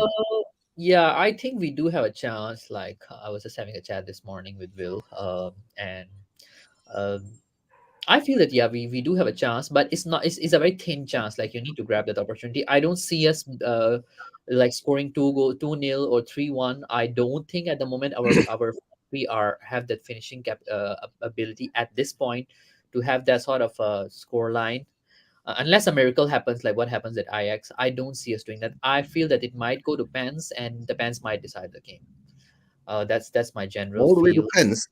You Going to seriously? pens, the pens might decide the game. Yeah, yeah. I mean, Okay. it's gonna be extra time, and then it would be pens definitely. So I think it might go to that. But Will was saying that yeah, it might be like a 2-0 win or a 3-1 win. So uh, I'm pretty nervous actually going into this game, given the fact that at this point our finishing is not that great. We can't score 2 goals or 3 goals. If let's say AC Milan score one, I think we are doomed ready. So it is a concern, to be honest. Okay. Fair. Fair. Scott, I don't think you'll give us any chance, right? Scott. I mean, we're down. We're playing a better team. I think Milan's better than us. I think that they will be smart enough. I mean, they know what they have to do. So I don't think that they're going to come and play wide open and leave the spaces that we need, because I'm not sure if they play a smart game. I don't think we have the players to open them up and to create chances. The reason why we have a chance is because we have Harry Kane, right? We always have a chance when Harry Kane's out there, because he's a level of player that doesn't matter what you do as a defense, he can still beat you on his own. Do I think there's a high chance? No. I think we're probably going to go out, and I think we'll probably lose 2-1, something like that. We won't go through. I don't have much confidence, because I don't really see anything that would make me think that with the way we're playing, the style of play that we have right now, the players we have, I just don't see how we end up getting a result against them, even if AC Milan aren't playing well either, right? They're certainly not the team that they were last year when they were flying and winning the league, but I still think they have enough that they're going to get the job done. Yeah. Did they lose in the weekend? Yep, you did. Milan? They They did. lost to Fiorentina, I think, right? 2-1 Fiorentina, 2-1. Yeah. 2-1 to Yeah, but Fiorentina. one of the key players, Rafael Leao, he was not playing. He was suspended. I think if he's playing against us, he is actually playing against us. So it's going to be a tough one. Okay. Okay. Dave Holston says that, yep, Milan, Fiorentina beat Milan 2-1. So, I mean, of course, Rafael Leao showed what he had, right, in the first leg, right? And to tell the truth, Milan should be at least 2 or 3 goals up after that game. So we were lucky to scrape through 1-0, right? And Jamie, what do you think? Are you going to watch the game? 4 a.m. our time? Well, we'll see. We'll see. We need more coffee, but I just want something positive. Just want something positive. Show some forward movement, and as was said, we'll have that little bit. Stelios said he'd have that little rumble in his stomach if we win, knowing that we're not going to win, go all the way to the final, but at least it will be something to keep our heads up whilst we're finding the direction we still need to find to go in. Yep. So it'll be basically a little bit of tonic to keep us going, because how long is it going to be before we're going to be in Manny's happy position? Happy position, right? To tell the truth, right? What Dave Holston saying, Fraser Frankenstein is my biggest worry. Yeah, that's one thing. He can't get low. He can't go down for the low shots, right? But what Yeah. yeah, but what I feel at the moment now is it's very simple, right? This is Spurs, right? We win 2, we lose 2. I guess we win the next 2. Last season we win 1, we lose 1, we win 1, we lose 1. So this season is we're gonna win 2, lose 2, win 2, lose 2. So maybe we'll start a trend there, right? We'll have a trend there going on. But like what it says is very simple, right? Even we get through to this next round, it just means more money into the club's coffers, right? Because we get in the next round, you get more money in the Champions League. But whether we make up to the next into the semifinals, it depends on the draw, right? And if we get lucky enough, maybe we'll draw a supposedly smaller team, right? Maybe we won't get one of the bigger teams, because if I'm not mistaken, once we reach the quarterfinals, we can draw back our own English teams, if I'm not mistaken, right? Once we reach the quarterfinals. So I wish we get Chelsea. most probably we'll get M City. Right. Yeah. Most probably we'll get M City. And maybe we'll scrape through at M City. But at the moment now, for us to get past this hurdle, we have to be two clear goals. Do you see us scoring 2 goals and not conceding 1 goal at the moment? with the defense that we have and with the goalkeeper that we have at the back. And at the moment now, scoring 2 goals seems to be quite a far-fetched ask, right? Because our strikers aren't actually clicking well at the moment. So that's how I feel, right? Yep. Nice. So score prediction, Jamie. I think it'll be, to be honest, it'll be a 1-0 to us, and it won't be enough. And it will go to pens, basically, I suppose. It won't be enough. That means we'll lose after 1-0. No, we'll go to No, pens. 1-0. Yeah, well, No, that's what again, Jamie's saying. 1-0, and it won't be enough. That means after that we'll go to pens and we'll lose, or we'll lose in extra time, or what? I couldn't say. We'll win 1-0. It'll go to pens, and then it'll be squeaky bum time. And I'm not going to make a prediction, but I will always hope for a Spurs win. Then Elias. I think it will be a 2-1. Again, not enough, like what Jamie just said. And it will go to pens. And I feel okay. I don't think AC Milan is that great at pens either. If we have a good squad there, you have Son, you have Kane, you have all those good striking guys, Poro, you have Perisic, and even let's say Dyer. Those guys, they are there to take the pens. I think we can win on the pens as well. But if let's say by the time you have made some stupid subs, you got even like let's say even Richarlison, if you have he's not bad striker from a pen position. I think if you have those players in there for the pens, I think we can win that, because I don't see these players bottling the pens. Because their goalkeeper is not great either. Their strikers are not that great. I think strike wise we do have an edge over them, but defense wise we don't. So it's really going to be that 50-50 situation if it goes to pens. Okay, fair. And Scott, you say we lose, right? Yeah, I said predict 2-1 Milan. Okay. Then so they go through 3-1 on aggregate. I don't think it'll go. I just don't see how we're keeping a clean sheet. I don't see how we're scoring enough goals through.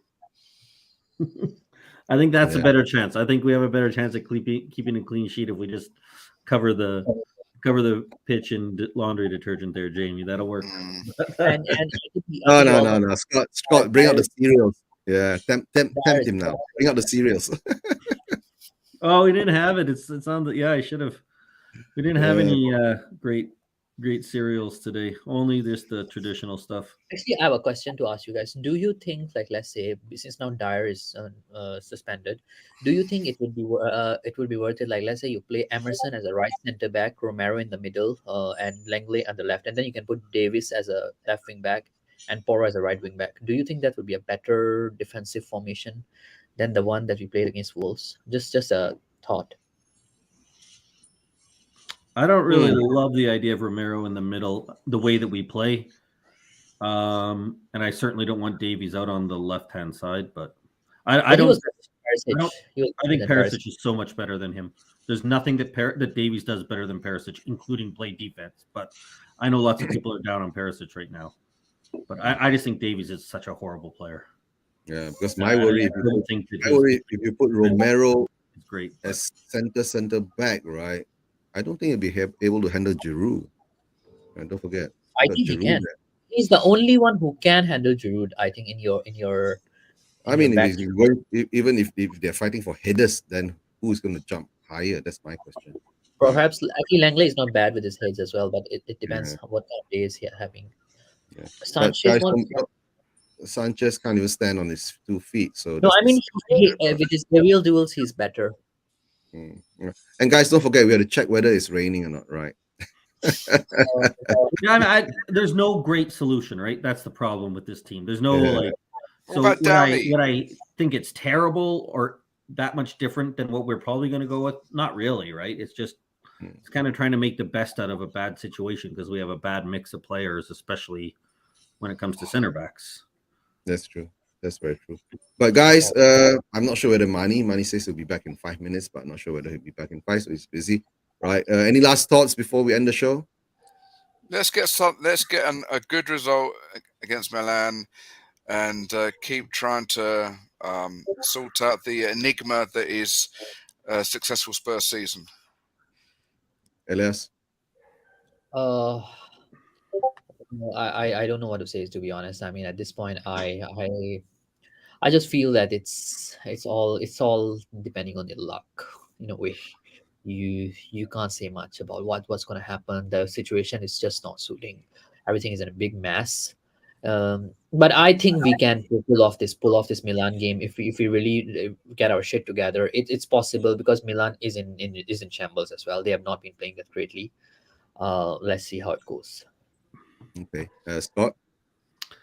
Yeah, I mean, everything I'll say is all the same stuff you've heard me say since we've been doing these shows, Eugene. But it's because Yeah. it's the same with our club, right? Nothing's changed. And so, again, we're relying on, okay, AC Milan isn't that good. We might be able to get past them because it's kind of a weak draw. Then if we get lucky in the next round, and again, it's just getting tiresome talking about hopefully we can get a good draw. Hopefully we can get some luck. Hopefully if we play this guy out of position or if we switch, and I'm not taking a shot at Elias because I like the fact that he's trying to think about different ideas, right? But we're talking about, oh, maybe we can play Emerson Royal at right center back, move Ben Davies to left wing back. And you're like, why don't we just have competent players at the positions that they're supposed to play? How about we try that? How about we try that for once? But we never do. Always look on the bright side of life. The innocence of youth, right? They're just Yeah, still innocence of still youth, so yeah. hopeful, the young guys. But Yeah. And of course, big up to you all guys in chats: Ingwa, Dave Holston, Jamie Pretty, Chris Agamba, Graham, Tony Rodriguez, Mark Cousins. Who else do we have? Ben Kaufman, right? Scott M, Wayne Bonner, Phil Coyce, right? Who else do we have? Wayne Bonner, Rod. Wayne Bonner, and of course We got Elias, United right. Spurs of And America, of course, we got Clement, Jacob, Clement, right? And who else Mark do we have Cousins. here? Mark Cousins, we've missed out. Mr. Anybody K, else? Barry Nicholas. Of Sean course, we got Sean Nicholas, Yao, Harry, Sean yeah, Yao. Chun Yao, Mr. K. Right, guys, thanks for your support. Right, thanks for your time. Right, and of course, not to forget Harry Asper. Right, I did a show with him last night. Right, and of course, thanks for you guys for all joining me, and of course, thanks to all the guys who joined us earlier. Right, Dr. Ramlan, Stelios, right, and Mani, wherever he's now, Tommy. We used to call him Tommy Talks Balls, but now he's the Hotspur Hood. Oh, no, but he's still doing his Tommy Talks Ball diaries now, right? he can't talk that because apparently they've risen again. Yeah, but then he's not around. I want to find out what's the joke about, right? What's crust, whatever that was, right? But before we go, and as always, leave you out. Leave you out.